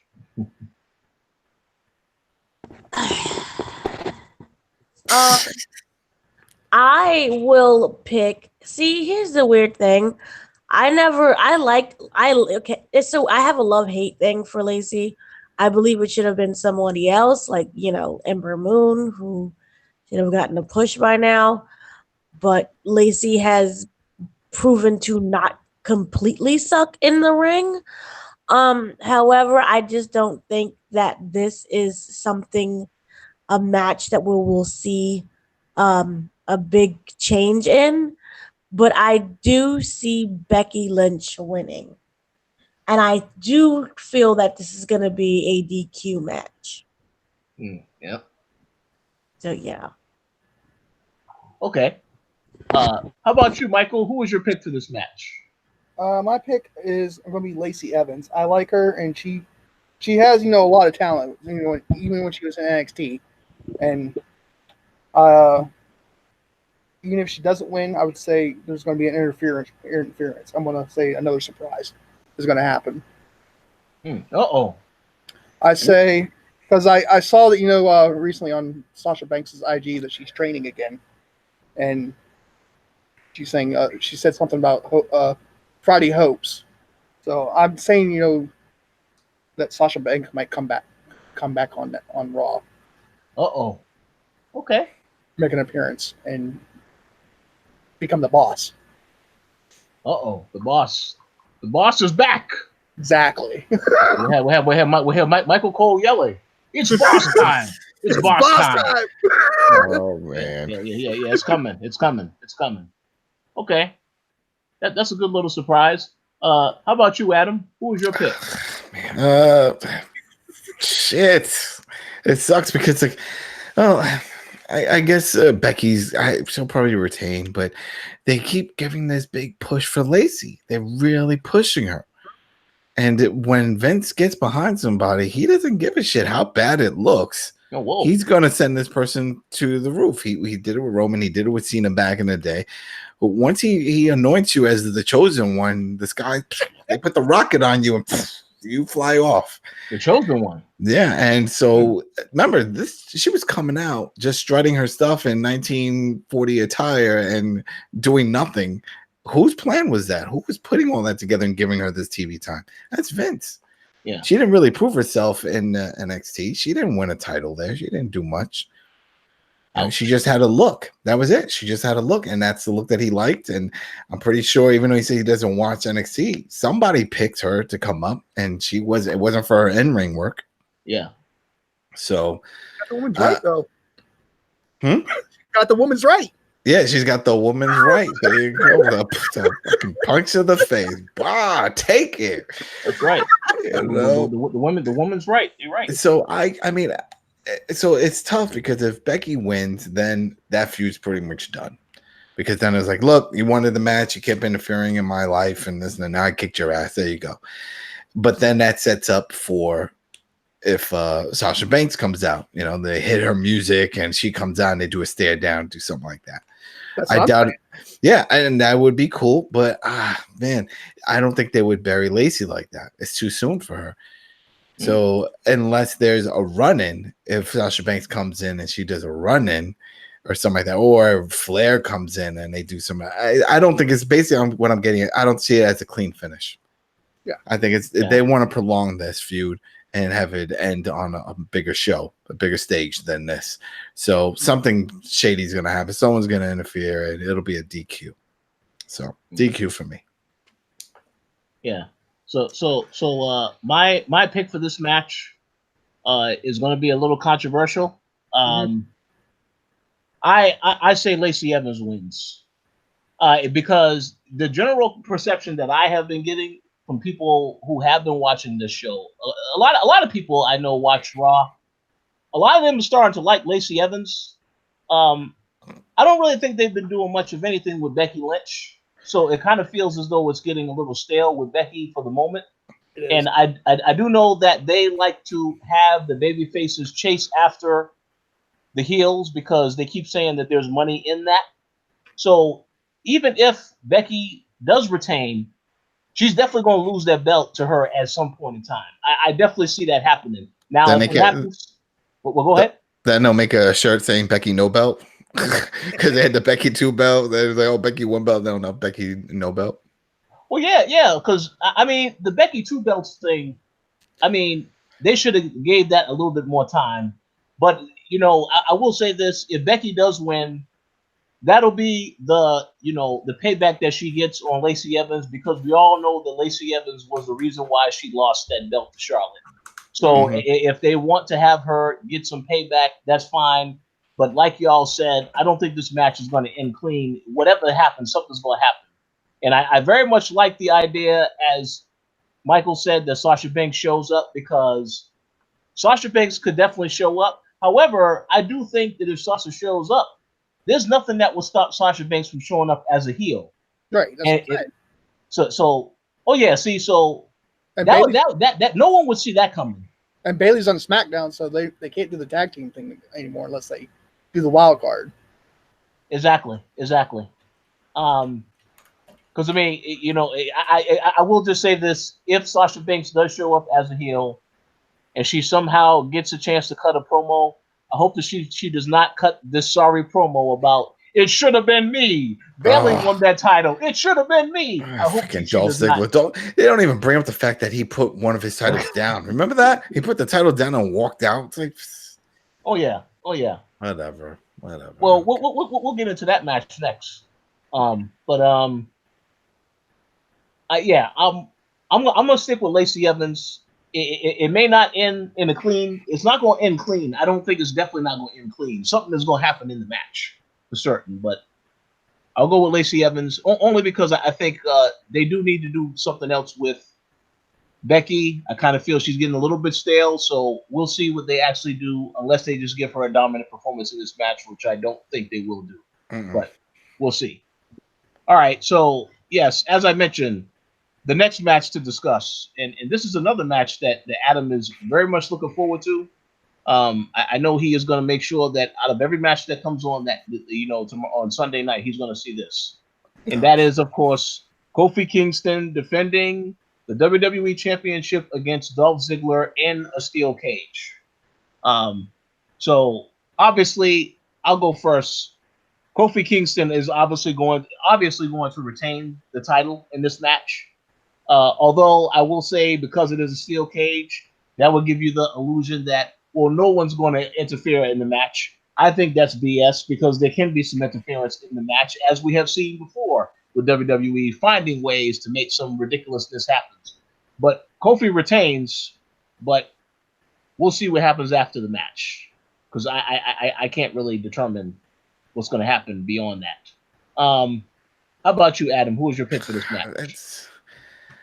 It's tough. I could see Dolph winning this because all right, who really think about it? Who can they? They're in a tough spot when it comes to Kofi because obviously this is not something Vince wanted. He never saw Kofi as a champion, but this is what the people want, right? He's really living up to the term the people's champ. but eventually he's got to lose it. That's just how it works. This was not the plan. They'll ride this out. I don't know if it's going based off of merch. Maybe he's got a lot of merch that he's selling, saying he's the champ and all that stuff. And if that's the case, he'll keep the belt until that merch money starts running out. But I think this is their way of trying to do something for Dolph. You know, he took the time off. They obviously want to keep him. They're putting him in all these big matches. He's going to get a win. He's going to get a win. And sort of like what you just said about how the baby faces chases the heels and do this whole thing. This is it. This would be the perfect spot to do this. He can't keep jobbing out to Kofi. It just doesn't make sense because he came back and they said, all right, he's just like you said, it should be me. It should be me. Okay, well, we'll go to Saudi Arabia. We give you your match. You thought it was a one and done. But now we have this happening. Why is this happening? Unless they have bigger plans for Dolph. So I can see this happening is that he wins this. So here's a quick question, and Dana and Michael, you can also answer this as well. So you don't think that to screw the fans over, Vince wouldn't have Brock cash in on Kofi instead?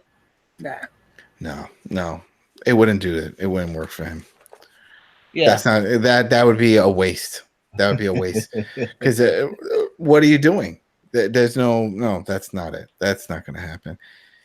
You know. So if anything, I thought this is what I was saying, that he was going to just win the 24/7 belt, and then they could just have it wherever he's at to see who actually jumps on him to try to get it, and he's just holding on to that while he still has the briefcase, and he's like, "Yeah, I could win 2 belts.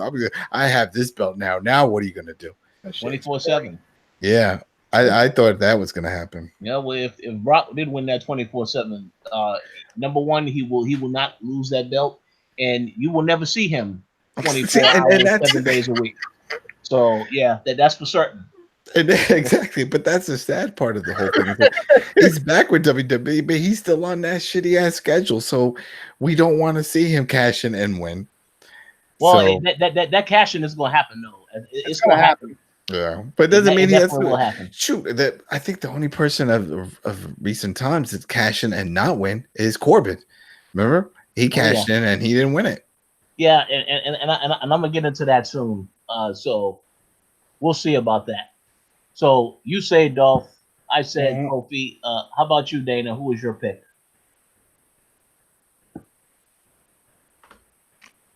Uh-oh. Dana is muted.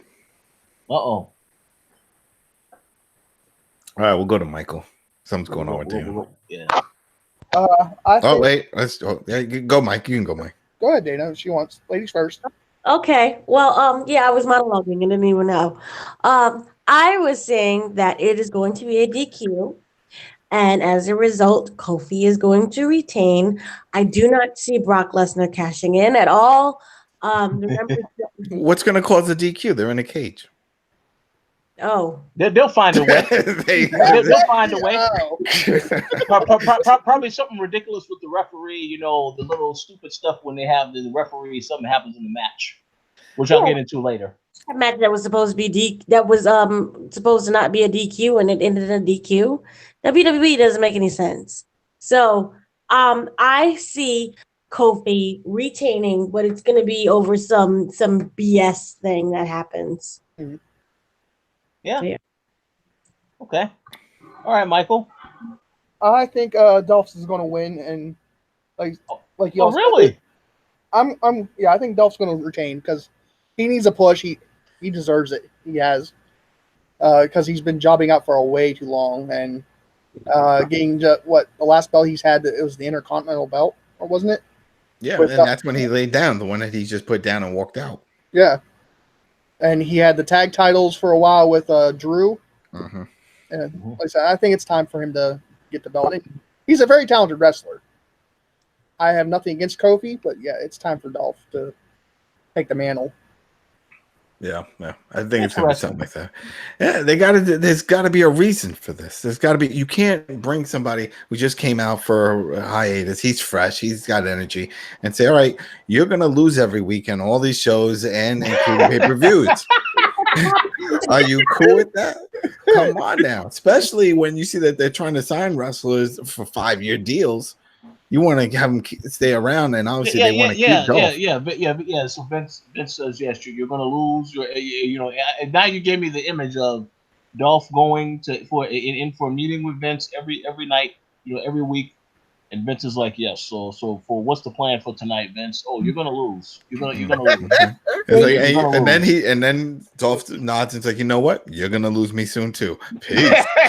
And then walks out and then goes into the locker room. But like, what are you doing? And he just like a prison inmate just scratching on the wall. I got 4 more months. I'm telling you, it's the way it make it seem, and it's from the wrestlers. We could say it's rumors, but a lot of these people, they're counting the days when their contract's up so they can go. So they obviously want to keep talent, and he's one of the ones we know that they want to keep because they're constantly trying to get him to re-sign new deals. And I think he's not even on a deal because he keeps openly saying that he hasn't signed a new deal. So I don't think they're going to let him go. And just like they did with the Revival and giving them the title and stuff, giving people the incentive to stay, it's going to be his turn. Because eventually somebody has to be Kofi. So why not Dolph? Yeah, I don't know who the next person is in line to, because obviously it's not going to be Jinder. Jinder is shit. I don't think Jinder will ever get to that height of attraction that he was before. Oh no, and that's sad. Imagine that was you. Imagine if you finally get this massive push, but it was for all the wrong reasons. They're like, oh, we're just expanding our network to India, and you are some of that, right? Oh, well, yeah, I'm Canadian. Ah, fuck it. You know what? Let's do it. We're gonna give you this gimmick. We're gonna push you to high hell, and you're gonna get the title. And then once that whole thing is done, and we finish the tour, back to the bottom. Yeah, that's what's going to happen with Kofi, right? When he loses that belt, you said. No. I think he'll still be around, but I think this is more of something for Dolph. And I think he deserves it. And I think Kofi will be cool with it. And I think the fans will be cool with it. Mm-hmm. So. I have to say that's an interesting choice because I was expecting that answer. So I'm curious to see if that's the direction they go. And you both made great points as to why that can happen. So we'll see. Okay, we have 2 more matches to cover. Yeah. So only 2 matches left. Okay, so we have the SmackDown Women's Championship, Bayley defending against Alexa Bliss. Now I just want to say I don't understand why Alexa Bliss has this match because I thought Alexa Bliss was on Monday Night Raw. This is why I say the wild card rule is a bunch of BS. It is. So Bayley just won that title. Obviously, I think you want to build some momentum and let her have it for a little bit longer. So I say Bayley will retain. But I will say that Nikki Cross is probably going to get involved in this because you have this Nikki Cross thing going on for a reason. I don't know what the end result of that is. Obviously, eventually she's going to see Alexa is using her and they'll have a feud of their own. But I don't know if that's going to be for any titles because I don't know how high they look at Nikki Cross right at this moment. I don't think they're looking at her as a huge priority. But I don't know. I don't know. It's hard to tell. But Bayley definitely retaining because, I mean, obviously she has unfinished business with Charlotte, which I'm sure they will address at SummerSlam, or definitely by the time SmackDown Live debuts on Fox, because they're gonna want people who have the belts to have be the major stars. So we'll see. But yeah, I say Bayley retains. How about you, Nana? I feel that I kind of like what you said. There is going to be a DQ in a sort of way. They've been having Alexa basically act like a fool on TV. Which I don't understand why that whole. Can she even wrestle now? Like, I don't think she's fully cleared. She's not fully cleared, which is why they've been having her doing stupid things and the coffee and wearing white. So I don't see her winning at all. I could easily see this ending in a DQ over something Alexa does, just so she doesn't have to wrestle. Mm-hmm. So. Yeah, that makes sense. Yeah, I agree. Or how about you, Michael? Well, I'll add to what kind of Dana said, or because like I said, she's not fully cleared to wrestle Alexa, so she might job out this match to Nikki Cross because she had a chance at the women. Bayley. Well, no, she had a match also for what was it called, Money in the Bank, and she lost against Money in the Bank against Bayley, and so I that's what I'm thinking. I think Alexa's not going to wrestle. And like, look, here, you take my place, Nikki. And Nikki already said Monday that she's not liking what Bayley's actions, and Bayley had to pay. So yeah. Oh yeah, sounds good. And how about you, Adam? You definitely going for Alexa Bliss, right? She's not even going to wrestle. I don't see that. This is another bait and switch, just like with those notifications that Brock is cashing in, and he's gonna. No, we're not seeing it.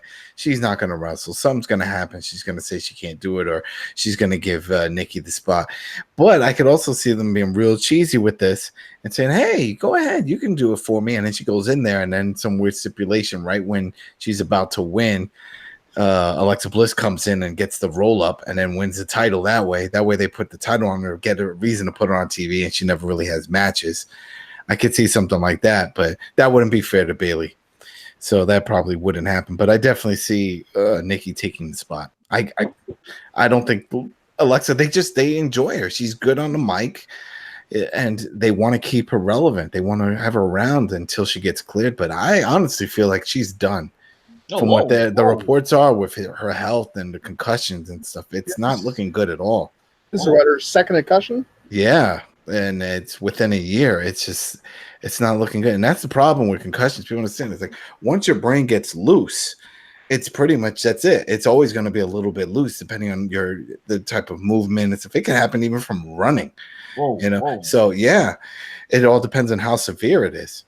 So I think this might be a wrap for her, and it sucks. It really sucks, and it's hard for these wrestlers to let go of the business, especially when they're at the prime. I mean, she was making money, she was getting over with the crowd, everything was working, and then now this, she can still be eye candy. I mean, that's what I'm saying. That's the main reason I watch her anymore is because she's eye candy. Yeah, and I'm sure that was the main reason why she got bumped up again. That she was one of those NXT people that just got called up. She didn't win a title or anything, and she was a valet for a while. Remember, right? For her fiance, which I think they broke up now, and Buddy Murphy and the other dude, Buddy Murphy. Yeah. No, but yeah, she wasn't really doing much. And then next, she gets called up and they expect to put her in big matches. I'm like, how does this? Oh, I get it. The blonde hair. I get it. That's Vince's type. There we go. There we go. He's like, that's it. It's all the bills, y'all. Exactly. Vince, you know what? And then I was thinking about this too. Maybe Vince, he doesn't watch the matches. We know that. But maybe he does see headshots and he looks, whoa. How tall is this one? Oh, not that tall? Okay, put her on. Call her up. Well, I will say this: if Vince is spending time looking at headshots.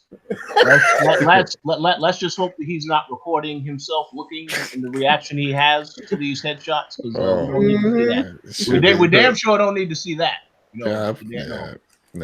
But so it's sad. I liked her in the ring. She was great. Shit, I mean, the best match I've ever seen her in was when she did that the Elimination Chamber match. When she did her move off the top of the cell there, the top of the pod, crazy.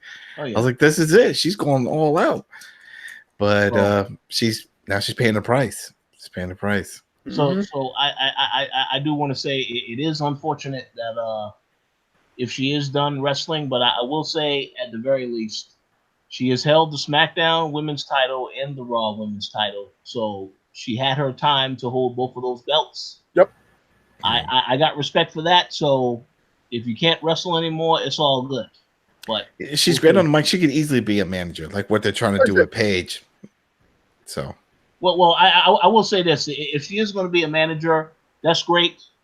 I just don't like when they have her flirting with the other wrestlers, like she was flirting with EC3 on the show. I mean, I don't understand that. But, well, that's it.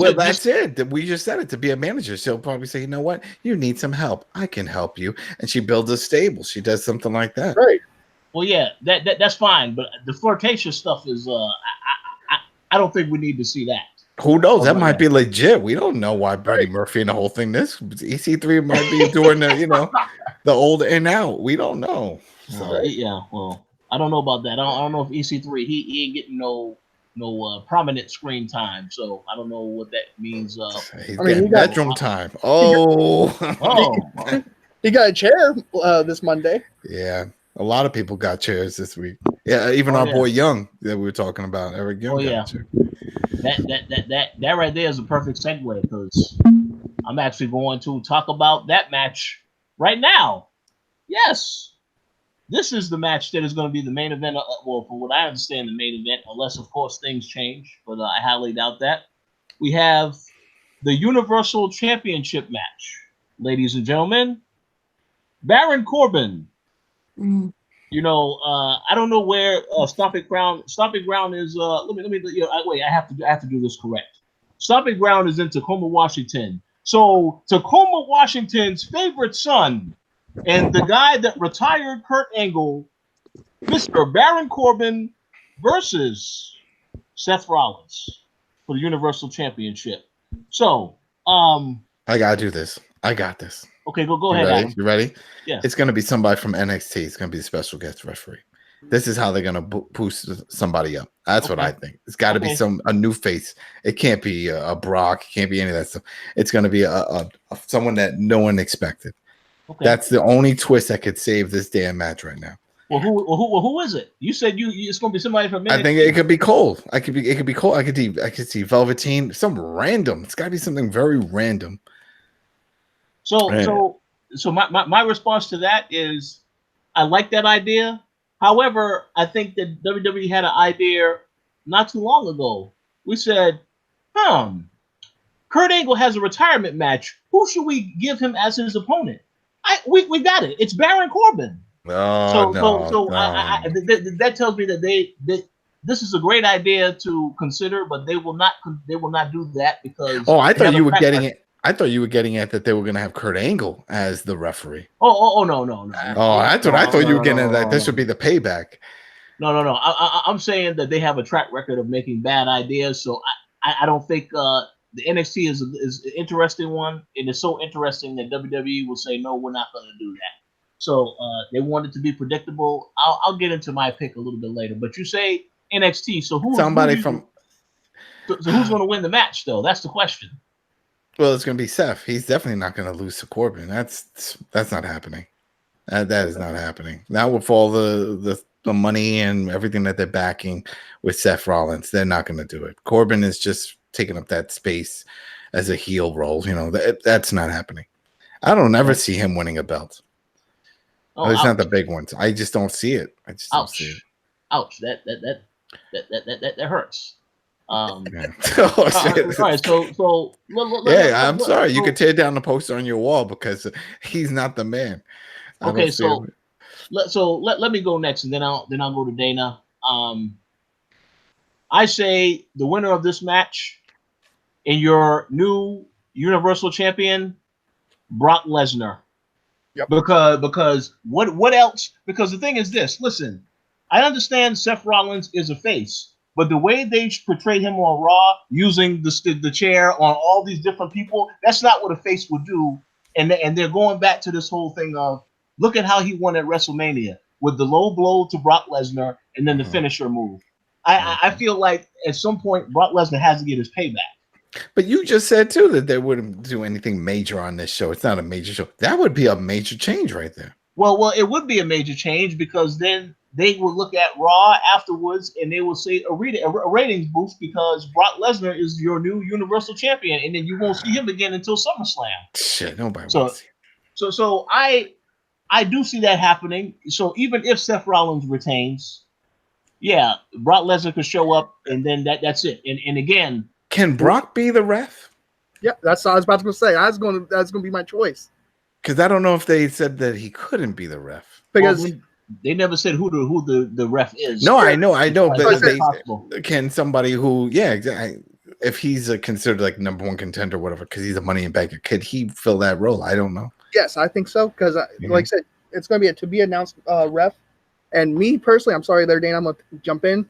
Me, Adam said, I think Brock's going to be the ref. He's going to screw over Baron Corbin, and then he's going to beat the fuck out of Seth Rollins and cash in, and boom, walk away and say, "See you at SummerSlam." Well, that should happen. But and here's the thing. Here's the thing. They need to put those thumbs up and thumbs down like YouTube videos, so I can just keep smashing that thumbs down. But this was whack. But here's the thing. If they was to announce that Brock Lesnar is the referee, and they announce it before the pay-per-view happens, that definitely will get people to watch to see what happens. That would be to their benefit to do that if they are going to do that. They definitely need to announce this, like I would say tomorrow, at the absolute latest, so that people have a chance to get excited and jump. Oh, I got to jump on the network immediately. They need to do that. So yeah, I agree with that. Now I want to go to get Dana's opinion because I know Dana is a big supporter of Seth Rollins. So I'm very curious to hear what her response is. No.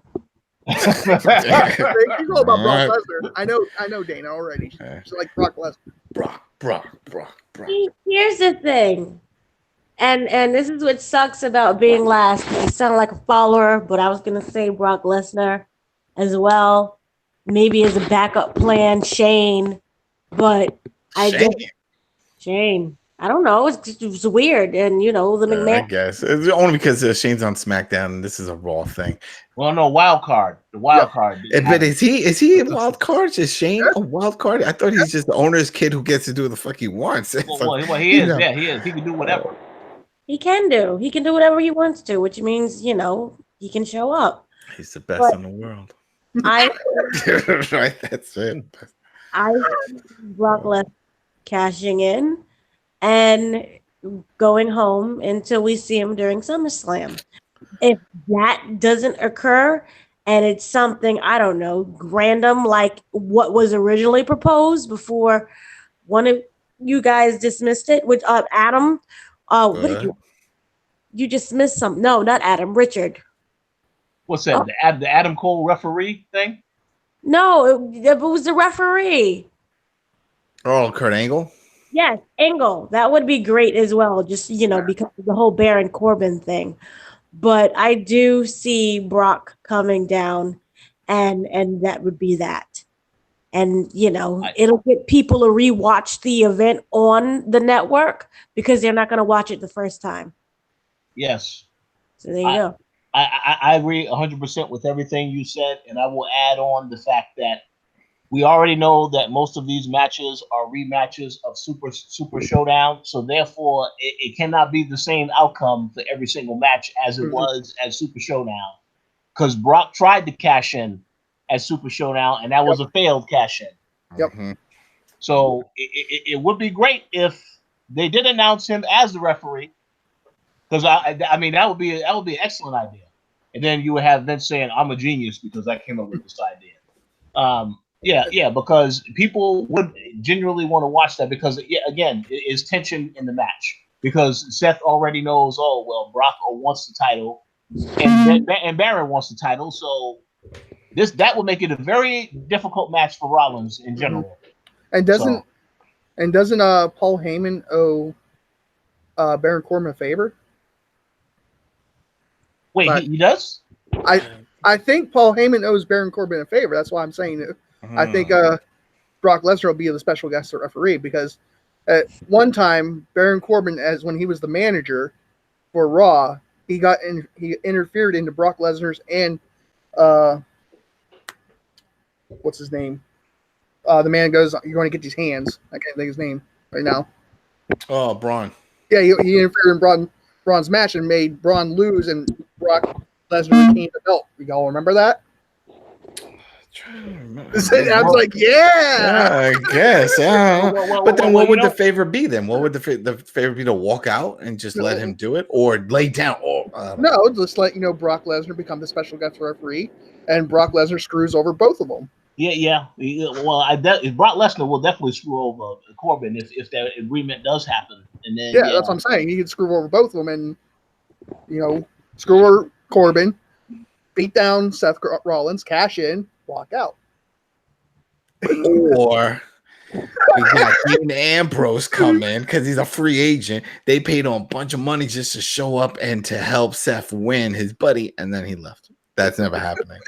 Oh no. That's never happening. But that's never happening. That's it. But I think it's just funny. It is. Just sad. No, what's sad is fucking John Moxley showing up at every promotion, winning titles and shit, and getting number. No, that's no, not right. I'm cool with. I like him. I'm wearing his merch. I'm cool, but I don't like when someone just gets thrown up there on the top like that. I mean, that's all. he's a talented wrestler, though. Well, don't worry, Adam. He won't have that title by the time that AEW. Of course not. No. Yeah, he's gonna drop everything. That's if he survives his death matches that he wants to do at CZW. So let's see. Yeah, this dude wants to go back into that whole world. But we're getting off the topic. So you think everybody thinks that Brock is gonna cash in, right? I think that's what you guys all said. Yeah, Brock is gonna win this. So I don't. I just don't see it. Not on this card, at least. I think it's too low of a card. Just from the buy rates, it's like you said, it's going to be an empty arena. Well, that's going to be pretty sad to show in highlight videos. Well, like Rich said, this is the first time we've heard of Stomping Grounds. This is their first pay-per-view. They're going to want, ratings to be somewhat good. Yeah. For the people that actually did miss out on the show, I think they are going to want there to be something that happens at the show to really rub it in the face of those that really says, hey, yeah, you definitely got to be at these events. You got to watch these events because anything can happen. Anything can happen. Right. So something is going to happen on the card. It's just a matter of what is going to happen. But I do think the cash-in is definite. Well, go ahead. I'm going to add something else also because I think R-Truth is going to lose the belt.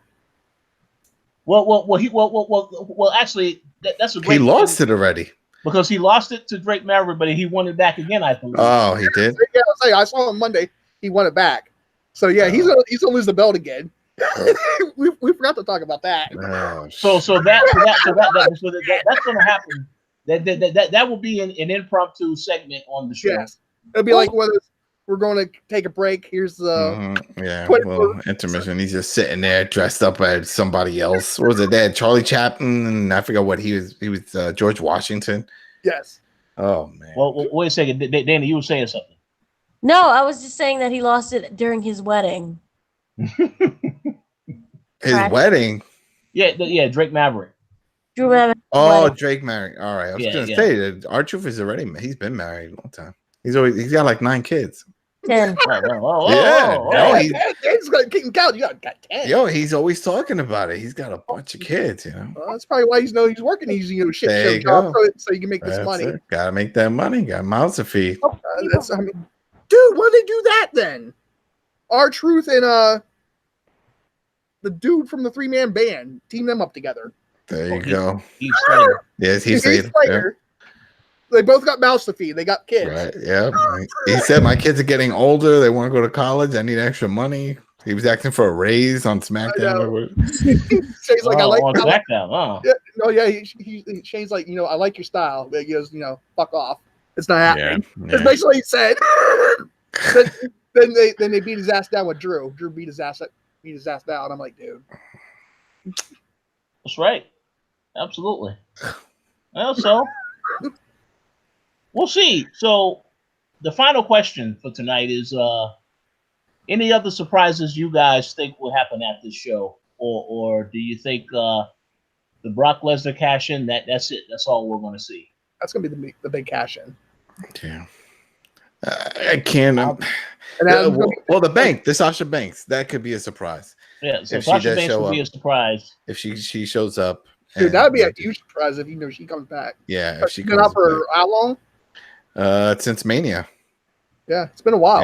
Yeah, it's been a few months. So I think that would be the big surprise. And then that's it. I mean, there's not much on this card to leave. And no Bray Wyatt appearance. It just doesn't fit. There's nowhere it doesn't fit. I mean, on social media, he's been beefing with Orton, but I don't think that's going to.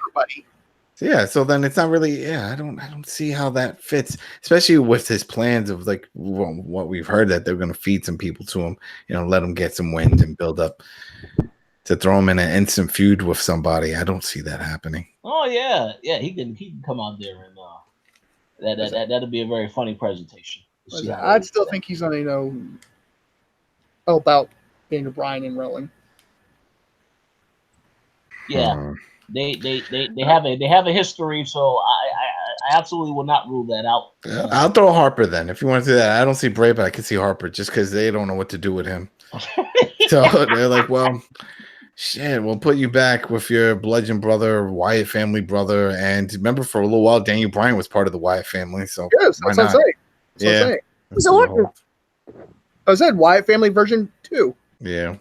What did you say, Dana? So was Randy Orton. Yeah, Randy was Orton he? What? Yeah, he was in there. He was part of the Wyatt family. Yeah, you don't remember the burning down of the house and then that horrible match inside the house. Yeah, but I didn't know. I thought they were just feuding. I didn't know he was part of the family. No, in the storyline, he was part of the Wyatts. Oh, in the story on the show. Yeah, he burned Sister Abigail. Yeah, Sister Abigail has not forgotten. And she can't be let go. Remember, he was like, the old doll was saying, "It's like, why can't you just let me go?" It's like, no, I can't. You're stuck with me. Oh, you can't. That's right. You let me in. The Firefly Funhouse. There we go. So, on that note, I believe that that wraps up tonight's show. Definitely want to thank you all for listening. And as far as shout-outs go, Dana, do you have any shout-outs that you would like to give? Shout-outs to everyone that listened and continues to listen to us. And shout-out to Viceland, because they're have been amazing. So, them. Yeah, I'm going to need to watch that, because I've only seen the horrific wrestling show about people getting killed, so I need to watch the show as well. Dark Side of the Ring. Yeah, this flew. What we're talking about, the wrestlers that Viceland, it's under the radar. They didn't really advertise this or promote it. It just dropped. I was like, holy shit. They advertised for it, but it wasn't that great of an advertisement. Well, see, gotta check it out. How about you, Michael? Any shout outs that you want to give? Shout outs to the people who are watching, and check out the Platform Podcast on tomorrow at 1 p.m. Eastern, 10 a.m. Pacific on youtube.com/platform live. Awesome. Yes, we will check that out. All right, thank you. And, yes, thank you for being on as well. And how about you, Adam? Any shout outs that you want to give? Yeah, shout out to all the people that watch, that listen, that watch countless hours of wrestling for no damn reason. Oh, whoa. Yeah, because there's some bad shit out there, but then there's a lot of good stuff. Go watch the wrestlers. That's what it's called. It's on Viceland. You can watch them all on YouTube. It's there. It's fucking crazy. I mean, so crazy. The last episode that I was up to was that one with the death matches, and just, why do these people do it? I watched that. You saw that, right? That was like, we all knew the stuff about the sugar glass. I was always under the impression that whenever we see them smashing through glass, that it's a sugar glass, that they don't hurt themselves. But in this, they showed they didn't have that, and they went and they grabbed the storm door, glass from someone's house, and they used that. I'm like, are you kidding me? Yep. These guys are nuts. And come on, Adam. You and I go enter. Come on. Yeah, right. We could. Anybody can fucking do it. Yeah, right. You're willing to take an ass whooping and get cut up? They'll do it. Oh man, that's brutal. But it's a great series. Watch that, and you can be our manager. Yeah, there you go. No, we gotta get Tony. Tony could be the manager. There you go, Tony. Tony the manager. Oh, that'll be fun. Yeah. Shout out to everybody. Shout out to Throwdown. Shout out to everybody from Koalition. To Gary for not firing me this week. Shout out to everybody that gave me good feedback on my life story with Arcade One Up and those people there. Thank you. And let's all have a good weekend and hope for the best for this Stomping Grounds. It's not going to be that good, but hey, it can't be too bad, right? Can't be another Saudi show. So. Oh, don't let WWE hear that. Talented. Don't definitely don't let them hear that. And yes, I'd like to give our shout out to everybody on the show, everybody listening. We appreciate your continued support. And I wanted to give a very special shout out to Trevor. Man, please stop recording yourself. But yes, enjoy Stomping Grounds, and we will talk to you all next time. The AEW. Oh yeah, AEW. Yeah, I think that's actually next week. Yep. Oh, it is. Yeah. Saturday. Okay, so we'll be back. We'll be back to talk about that. Yeah. There we go. That's right. Yes. Talk to you all later. All right. Good night.